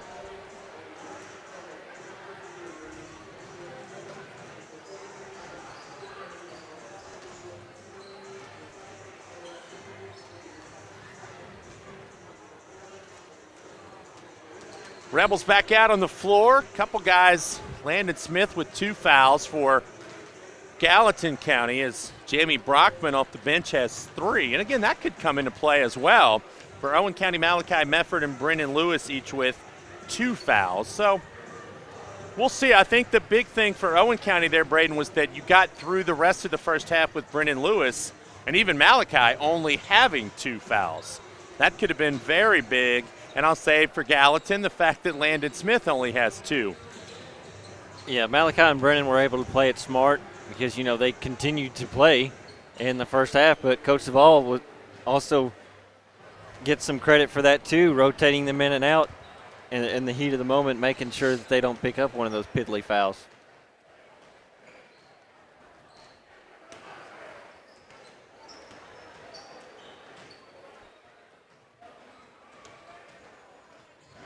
So a quick college basketball update for you. We're a couple minutes away. Gallatin County hasn't come out yet. Number 2, Iowa State leads number 9, Kansas, 46-41. That game, about 12 and a half to go in the game. The Butler Bulldogs lead the Pirates of Seton Hall. That's what we should do. We should do mascot trivia. I feel like I would do better on that one. All right. But they lead Butler leads the Pirates 53-44. Michigan State on top of Penn State, 44-36. Georgia, Tennessee. Halfway through the first half, the Bulldogs lead number 6, Tennessee, 10-9. How about the whooping that Florida put on Tennessee over the weekend? That was a beatdown. Yeah, and I'm here for it. So I was. I don't like Florida. Me too. Tennessee beat the crap out of Louisville. I don't like Louisville. We were sitting at the game. It was probably pretty close to halftime of the Louisville-Clemson game that night too. And, you know, UK and Georgia started at the same time, Tennessee, Florida. And the fans around us were like, holy crap. And we were like, what? And he was like, go look at CBS. And Tennessee had 15 points in the first half. And then, of course, the Bulldogs leading the team down the road, too. And that's the fun of the SEC this year. And, I mean, Big 12's good. We talked about it last night, the SEC. But it's fun. Every team in the SEC has gotten 10 wins so far this year. Even Vandy? Even Arkansas. Well, I don't know if people watch KSR, but I saw something where I believe it was one of the guys on KSR thanked Tyson Foods for taking John Calipari to Arkansas. We're set to go on that note. Tyson Foods and Walmart. And unlike Walmart, we don't take returns.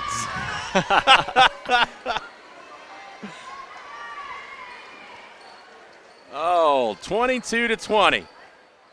It'll be Owen County basketball as we are set and underway for the second half. Hope you enjoy it as much as we do.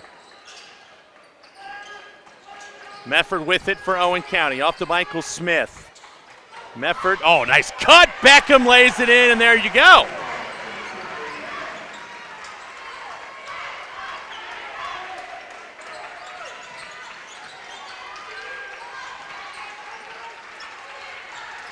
Matthew Griffin, tie game. Landon Smith, his first shot of the half, no good. He has just not been able to find the range. He does have one.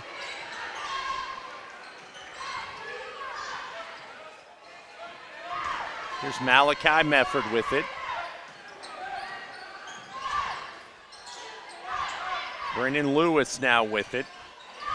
Brinker just backs off again, just daring him to shoot. There's a tough pass. Catch, bucket. Camden Beckham for three. At first, when Mefford let that pass go, I thought, what is he doing? And then Beckham caught it and put it in. He has five, and Owen County leads it by 3 and a steal. Brendan Lewis all the way, lays it up good. And it's a quick start in the third quarter, much like it was in the first, as Owen County rattles off 7 straight. Here's Smith again. That one's good. You will not be able to keep him down. He almost smacked the ref on the way by. 27-25. Both threes he's made tonight, I believe, have been in the corner. He's taken a couple other ones from there. Here's Mefford. Steps back. Duvall, three. He comes up a little short. Beckham chases down the rebound. Can't. Brinker, Smith, three ball, same spot, no good. Uncontested rebound, Wilson, and a foul. And Brendan Lewis knew it as soon as he came down. That's his third.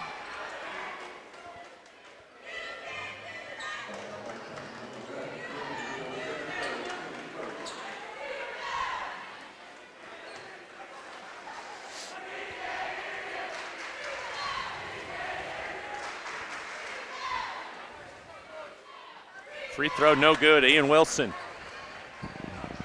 27-25. Wilson with those two could have tied it.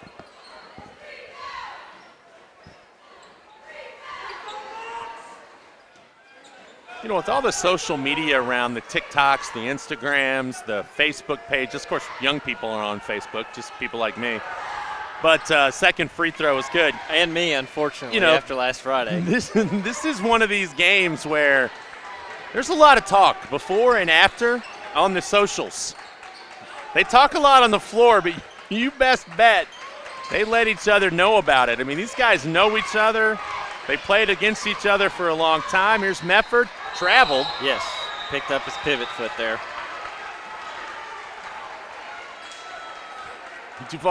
Coach Duvall said, yes, he walked, but he got fouled before he walked.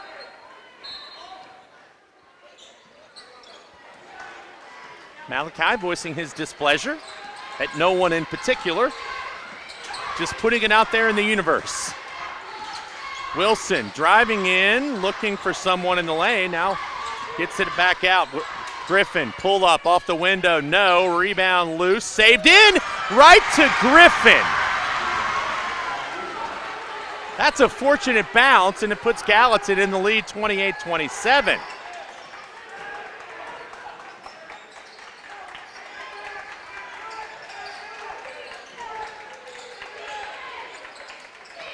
Duvall in the corner.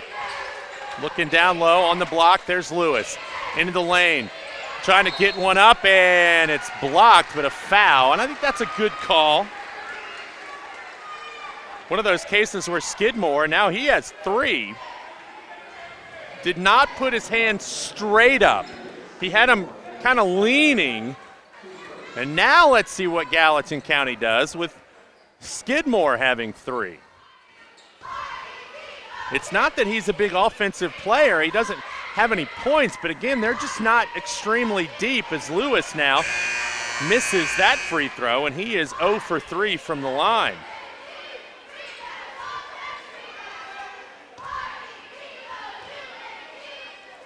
(28-27), Gallatin leads it. Free throw, that one was cash money. Lewis now with 3, and we're tied at 28, and you get the feeling it's going to be this way.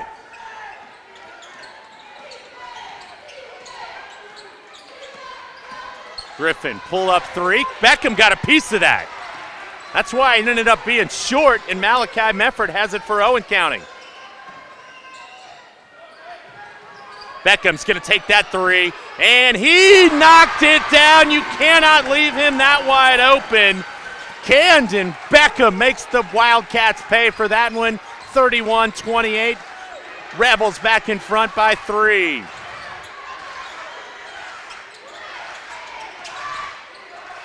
Griffin for Owen County, or for Gallatin, he'll take it, and you can't leave him open either because he can do exactly the same thing. He now has 7, and we're tied at 31 halfway through the third quarter.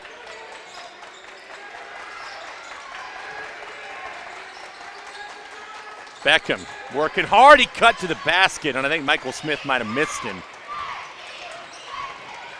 Mefford with it, guarded by Brinker. Bryson Tyree. They are trying. Beckham is working hard to get open. That's a really good catch. And who's the foul on? Is it on Griffin or Wilson?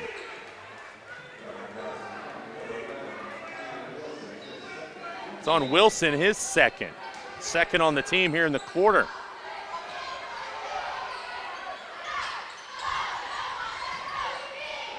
Mefford muscles it up, and he draws the foul on Matthew Griffin. That's his first.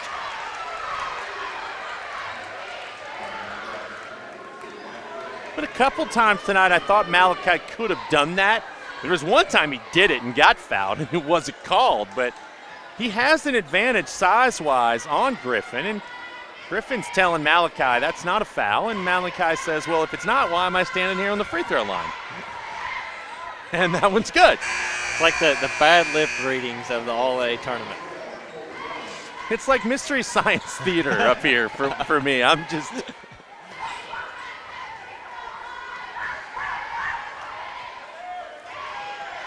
That goes back a ways, too. I'm showing my age on that one, too.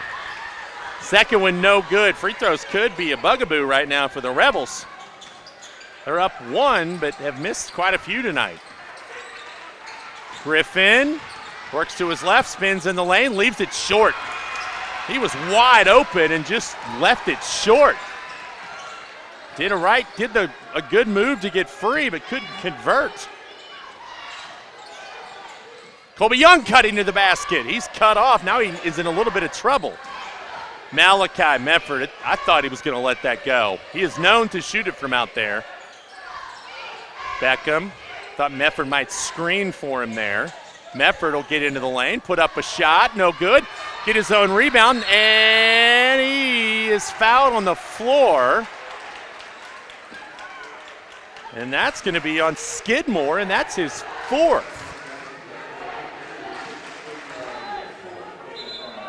So now we're going to see Jamie Brockman get into the game. He has 3. Mefford tried to act like he was shooting, but he wasn't. And Colby Young looks to inbound. Rebels have not been great at this tonight, and they're fortunate to get that one in. Michael Smith working in the lane, spinning, goes up and scores. Big move right there by Michael Smith. He is athletic, and he showed it right there. 34-31, Rebels by 3. Timeout, Vance Sullivan, a 30-second timeout. He's going to have to earn his money tonight because he's got a couple guys in foul trouble with not a deep bench. Let's see what he does. 2:20 to go in the third, 34-31, Owen. I think you got to try to play with him on the bench the rest of this quarter. Try to keep it close, but he's got to be on the floor for the Wildcats in the fourth. I think so too.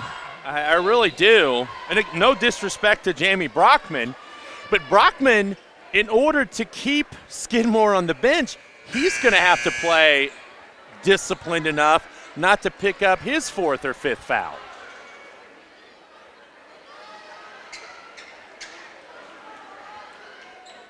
But this is what it's all about. An elimination game in an 8th region tournament right here.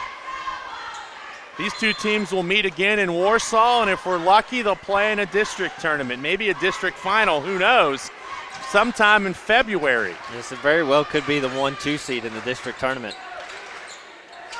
Griffin, 3, no. Rebound, Michael Smith. That was a pretty good look for Griffin, one that he is more than capable, and you expect him oftentimes to knock down. Beckham works hard to get up top and get the basketball. Mefford thought about it. Now Tyree. One-on-one right here. Wilson against Beckham. Beckham drives, charge.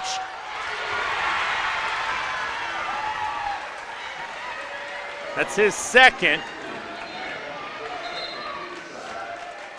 Good job right there to come over and help and pick up the charge.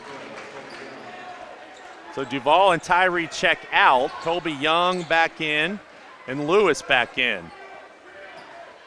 You'd like to keep Brendan Lewis from picking up another foul here as well. He has 3. You could keep him from getting his fourth before the fourth.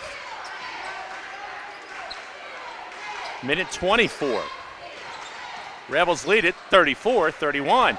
3-ball, airborne, good. Ian Wilson. And we're tied at 34.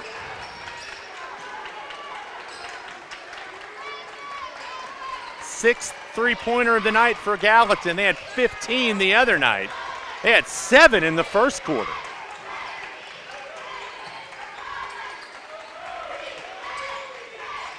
Brennan Lewis with the basketball up top to Mefford. Rebels do a ton of screening and cutting through the lane. And Owen County wants a timeout.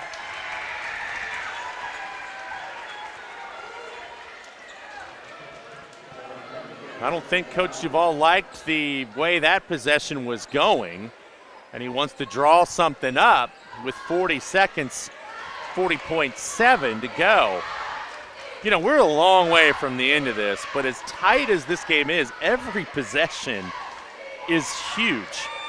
Yeah, if I'm Owen County right now, I'm looking at a way to burn off about 35 seconds here, get that last shot at the buzzer if you can. I would try to get it down to that close to that 5-second mark as possible. And if you're Gallatin, you want just the opposite. You're going to pressure. And so we could expect either turnover, foul, missed bucket, or bucket here. That's a very wide range of possibilities here. You know, I would say with just 3 fouls in the quarter, would you give one here? But I don't know that Gallatin's in a place with some of the guys in foul trouble to do that. And this could be a deciding factor in the game, too, this possession right here, depending upon which way it goes. Gallatin would have if nothing changes, Gallatin would have the possession to start the fourth. I know you see that in football where a team can score at the end of a half and then get it to start the next half. So it could be a big play if Gallatin could somehow get a stop and a basket as well. Michael Smith out top. And that's what they're trying to do. Just take off some time. 23 seconds. Duval gets into the lane, kicks it out. Michael Smith thought about it. Good play. They were going to let Duval shoot a layup, and he didn't. Now to 10. This is Camden Beckham time. Look for a kick out, maybe to Medford. Beckham into the lane, spinning. Kick out, Michael Smith. Three-pointer at the buzzer, no. And that'll be the end of the third quarter. And you couldn't have drawn it up any better tonight. We've been wanting a good basketball game because, let's be honest, the first four we've seen from the boys in this tournament have not been good. And so it is about time that we got a good one. And we do. 34-34 here into the third, headed to the fourth as the Owen County cheerleaders are on the floor.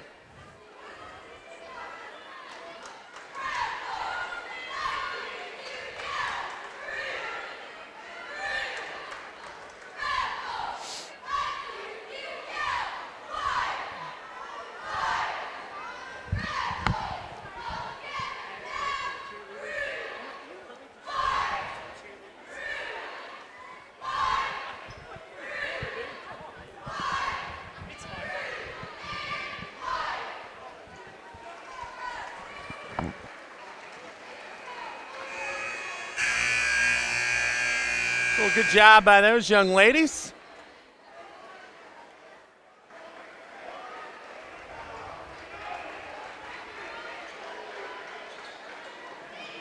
Rebels break the huddle.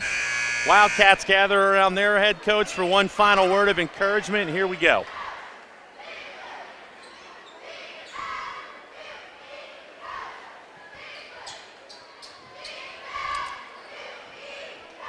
Owen County in 8-6 all time against Gallatin County in all A games.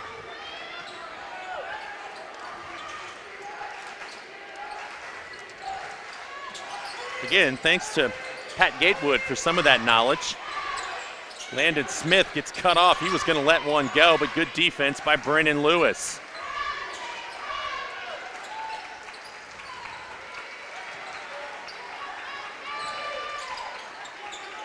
Gallatin very patient on this opening possession. They've already taken 30 seconds.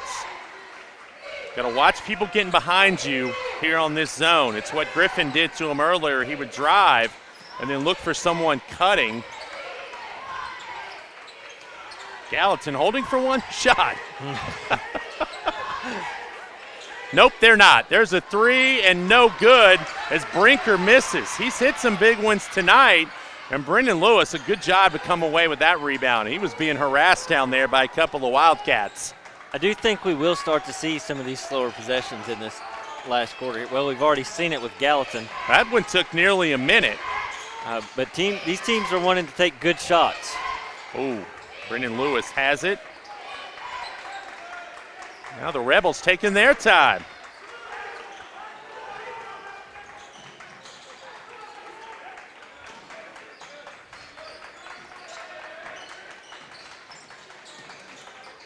Harper Duvall being guarded tightly by Smith. Now to Michael Smith.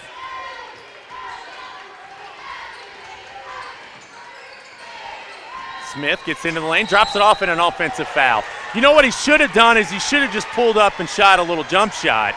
And he was trying to be a little bit unselfish there, I think. But that's one where I think you say to the young man, look, just stop and shoot the little runner. We're 2 minutes in almost. And nobody's scored yet. And nobody's been in a big hurry. This is only the third possession. It's like a Sunday afternoon drive through the country right now. Slow. And people looking around to see what they can find. And Medford, did he get the jump ball? He did not. Calling it a reach.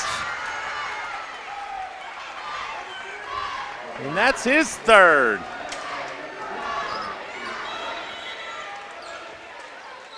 And that's going to get Skidmore back into the game with his 4. And a good job by Jamie Brockman to play those minutes and not pick up a foul on his side because he has 3. So a good job by that young man, the junior. 5:55 left.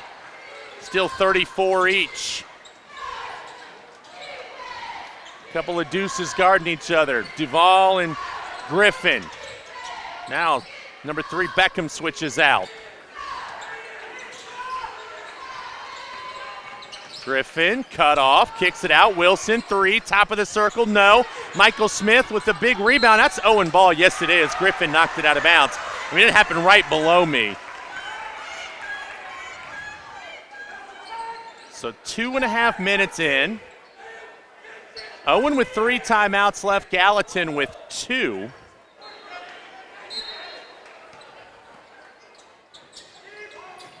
Oh, he had Michael Smith on the fly pattern, just didn't see him. But if you're not for sure, don't do it.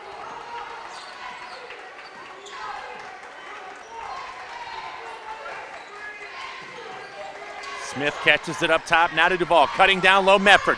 He muscles it up, it's short off the front of the rim, and the rebound's controlled, and there's that was close to being offensive. Malachi did flop a little bit, but that was still close.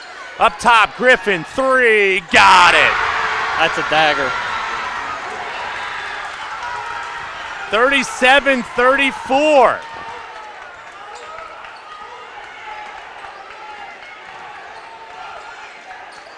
Brinker had the rebound on the other end, and he did push a little bit. Beckham thinking about it.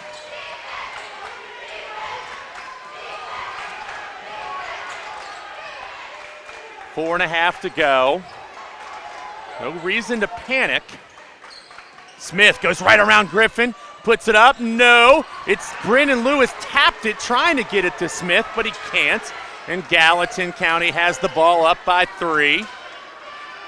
This possession will probably get us to the 4-minute mark.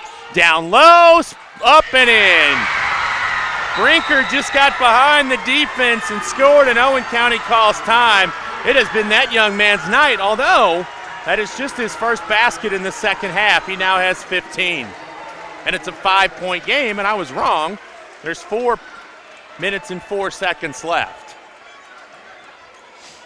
Well, if there was a play clock, see, they would have kind of stalled that last 4 seconds and then got it down. But this isn't football. This is high school basketball. Well, and I said it earlier tonight.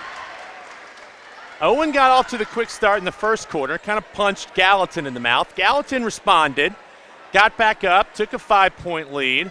Owen came out to start the second quarter and punched Gallatin back in the mouth. And now Gallatin's responded, and they're up 5. Okay, what's Owen County's response? I don't think either team would go away in this situation. You know, I think Owen County very well could make a run here. Oh, yeah, I expect them to. They've got to be a little more disciplined. You know, Gallatin County's kind of rattled them a little bit, so they need to watch their mouths especially, but try not to pick up some of those light fouls, especially on the offensive end as well. Gallatin just a 67% free throw shooting team. Owen not much better. They only make it at 67%. Or I'm sorry, at 69%. So we'll see if that gets to be a factor. If you're Owen County, though, you need a bucket here. You don't want to let this get to 7 or 8. You want to keep this in that 3, 4, 5 range if you want to have a shot. So a big trip coming up here at the halfway point of the fourth. Both teams with 2 timeouts.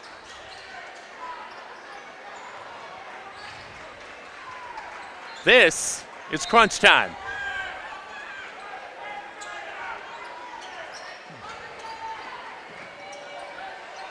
Beckham brings it across. Ian Wilson guarding him tightly.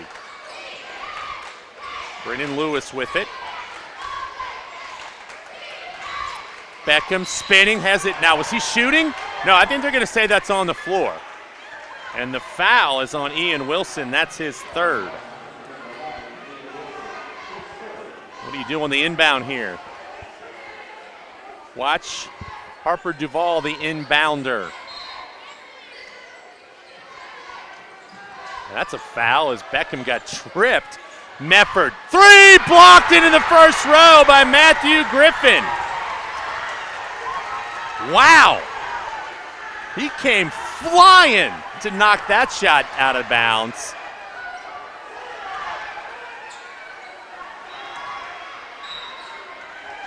.344. Mefford trying to get it in, does to Beckham. He walks the tightrope at half court.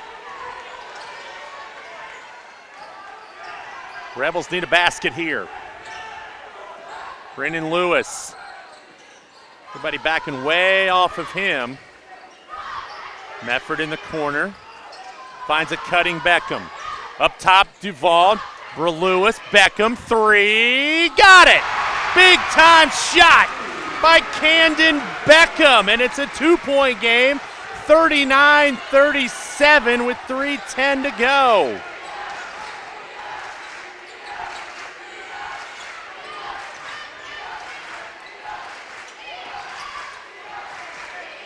Gallatin County in no hurry. They're trying to make Owen County come out of that zone, that matchup zone that they're playing right now, as Griffin and Wilson just play catch.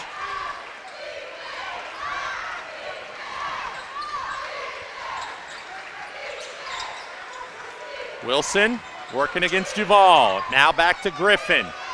Beckham creeps out a little bit. A pick is set for Griffin. Back over to Wilson. He thought about it, decided otherwise. Now back up top to Griffin. 2:25 to go. Time is ticking away. Tick, tick, ticking away.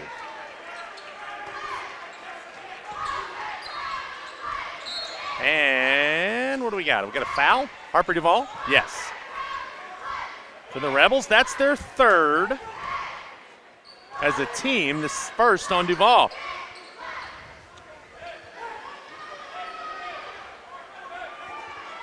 Now this is where folks would argue you need a shot clock. Gallatin doing exactly what the rules allow you to do right now, and that's play keep away. 2:07 to go. Michael Smith working on Wilson. Now Duval gets out there. 2 minutes to go.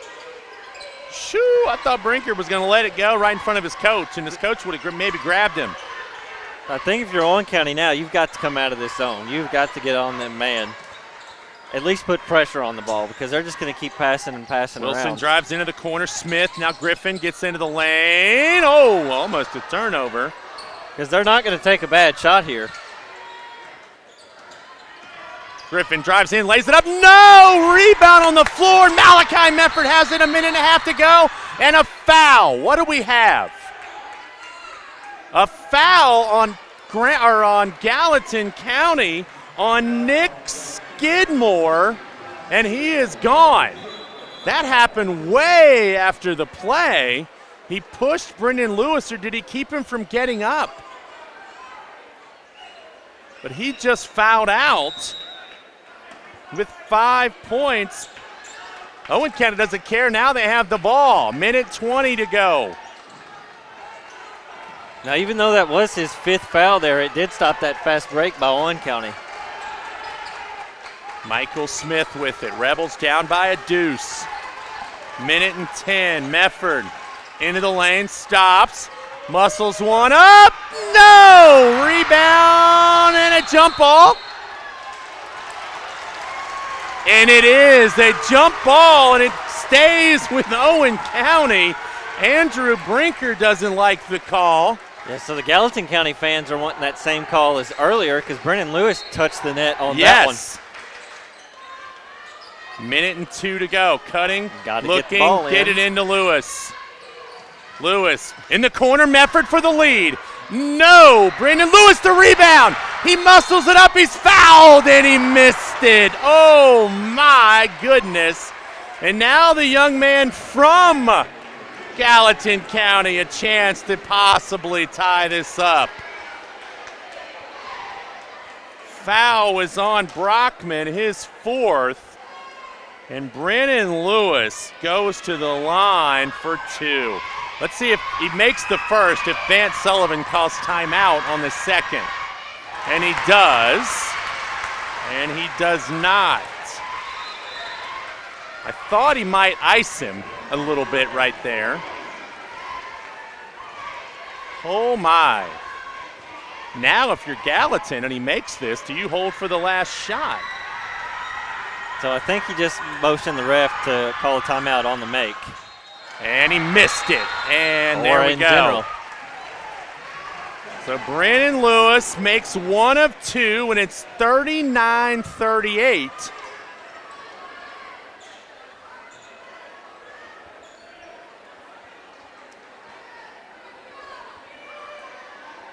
The Rebels tonight at the free throw line are 6 for 12.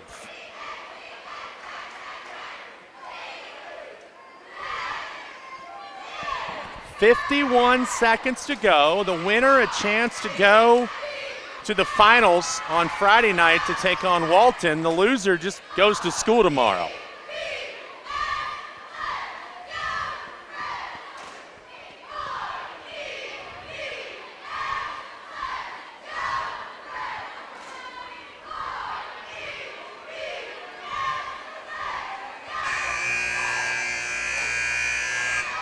You got you a fan club. I do.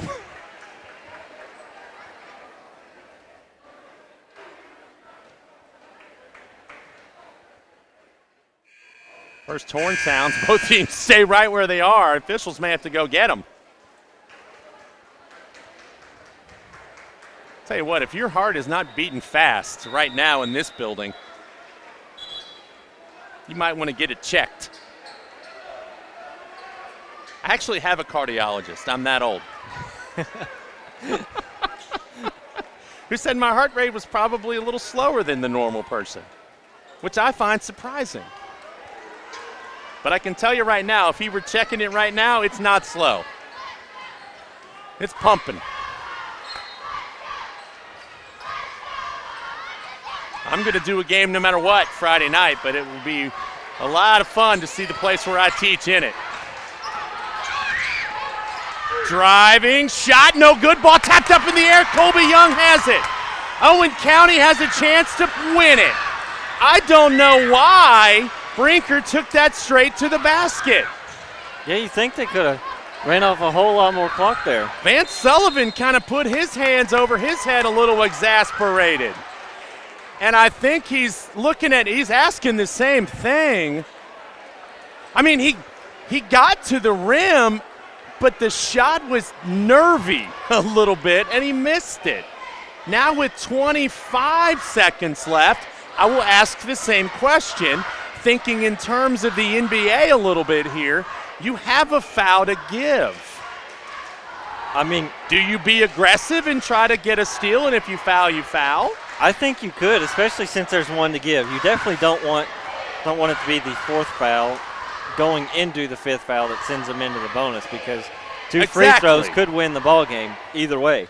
And you've got a couple guys, Jamie Brockman with 4, Ian Wilson with 3.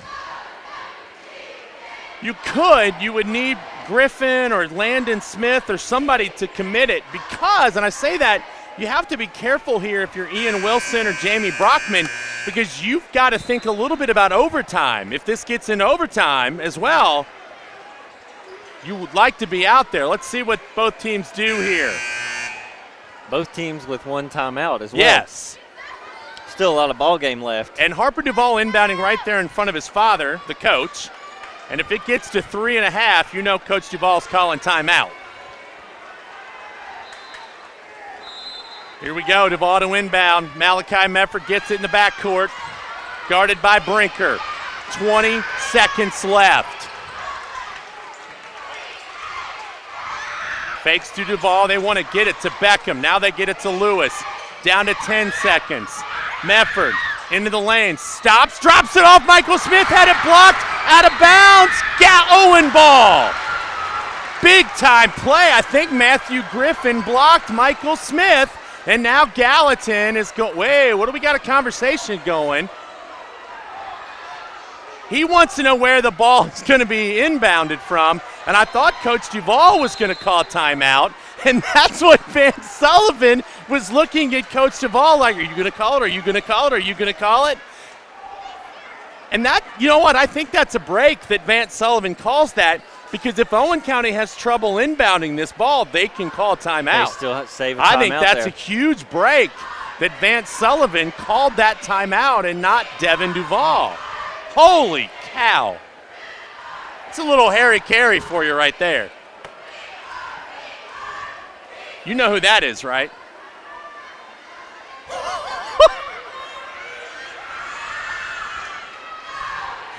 The Cubs? Hey, everybody. It's Harry Carey. Holy cow. You know that a 1, a 2, take me out to the ball. You never heard that guy? No. Oh, my gosh, I am old. And that was a pretty good Harry Carey. Woo! All right. Thank God they're going to inbound because I don't want to have to do any more of that.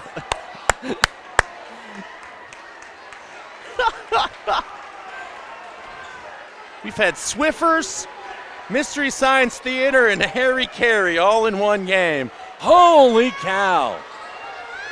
Here we go. 5.2. You're looking to see Harper sneak back in on the corner? Maybe. I think it's going to be Beckham all the way. Inbound. Michael Smith, 4-3, up, no good. Gets it back, puts it up. It's good. It's good. Owen County wins it.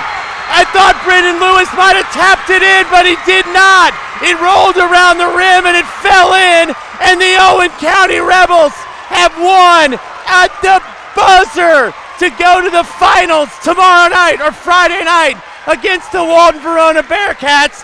Holy cow! Oh my gosh!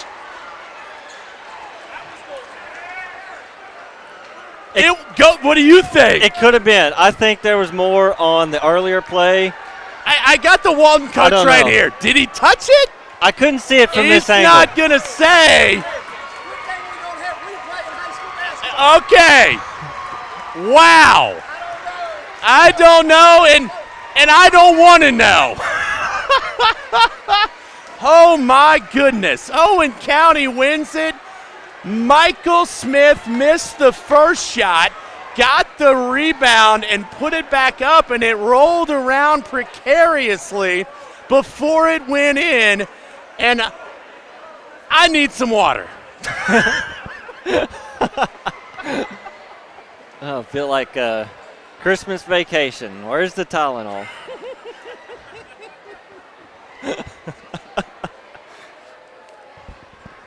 Don't say that when I have a mouthful of water. That was the exact reason why I said it. Woo! I tell you what, folks, we've been looking for a good ball game. We got one.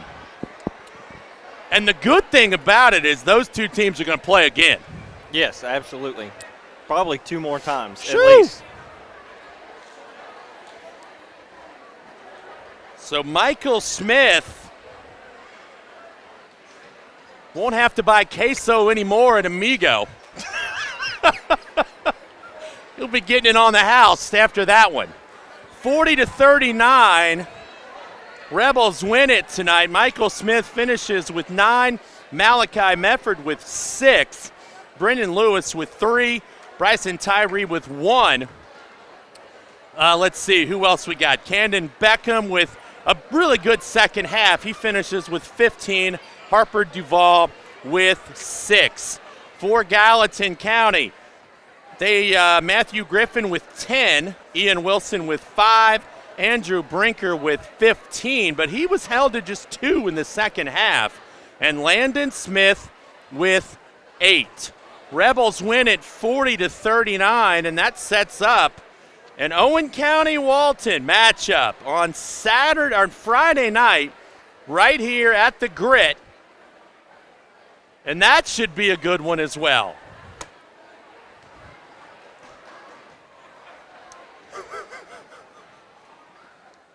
Yeah, that's a good one.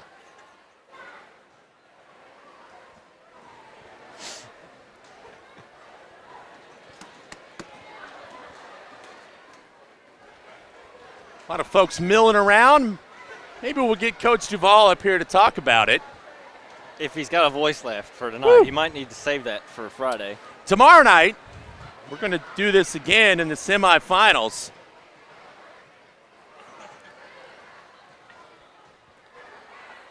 That's my job. Maybe not quite as much, but hey. Semifinal action tomorrow night. Owen County will take on Walton in the second game. The first game tomorrow night will be Williamstown versus Eminence. That'll tip off around 6 o'clock. And then immediately after that game, 20 to 25 minutes later, will be the Owen County Walton game. And as we think about that and see if Coach Duvall is going to come up and join us, you think about tomorrow night and that contest, the Williamstown Eminence game. I have not seen them play. I honestly haven't even really looked at their stats and things yet to get ready for that. What I will tomorrow. But I have seen Owen and I have seen Walton a couple times. In fact, they played each other. And that's going to be an interesting contest tomorrow night because it was early in the year when they played. The Lady Rebels didn't play particularly well that night, and Walton, to their credit, did.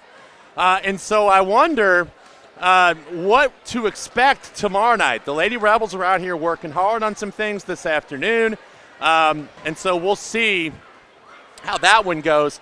But that will be fun. Rihanna Gayhart back in this building coaching against her alma mater in a big game because the winner of that one tomorrow night will definitely have the advantage in the championship game on Saturday.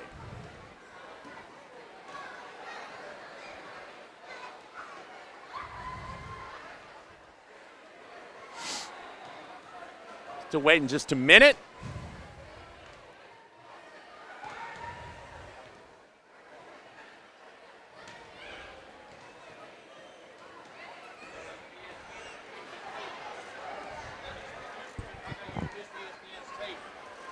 Yeah, like my fancy table. Doubles as a garbage can. It's from IKEA.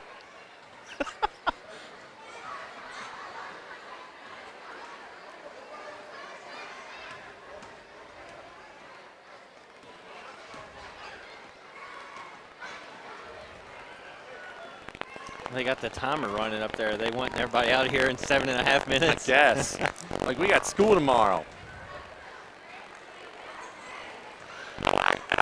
And I will say this, obviously, we talk about this game tonight, and you think about this from a Gallatin County perspective. It's a tough way to lose a game in a tournament that obviously Gallatin County fans care as much about as Owen County fans. And so I will say this for them, it's not the outcome you wanted, but it also is a big-time experience in a tight elimination win-or-go-home game that only makes you better the next time you have to do it. And I think they have some things, obviously, they can go back and look at their last offensive possession. But honestly, they defended the inbound about as well as you could have. Michael Smith just made a play.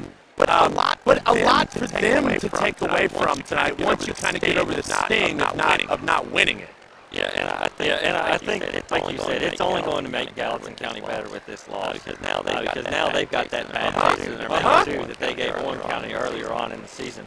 So they'll I don't know what the next game will look like because they've been two completely different ball games both times they played.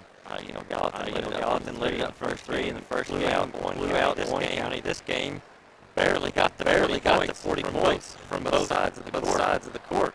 So it's ironic. Defensive possession. There's more. I guess there was more aggressive played in this game by both the and Owen County tightened up that zone a little bit. Well, I was going to say, as much as they talked about the 3-point shot tonight leading into this thing, it's ironic that the shot that wins it's from about 2 feet.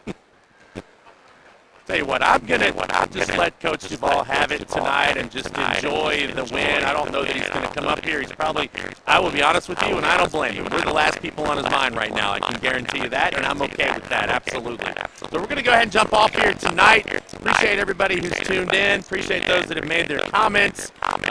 It was fun. I hope you guys enjoyed it as much as we did. Again, tomorrow night, we'll be on the air about 5:45, 5:50 with the pregame show, Williamstown Eminence, followed by Owen County Walton, and then the championship game of the boys will be Friday night at 7 o'clock. That's going to do it for us. For Braden Howard, I'm Brian Blair saying good night from Owenton.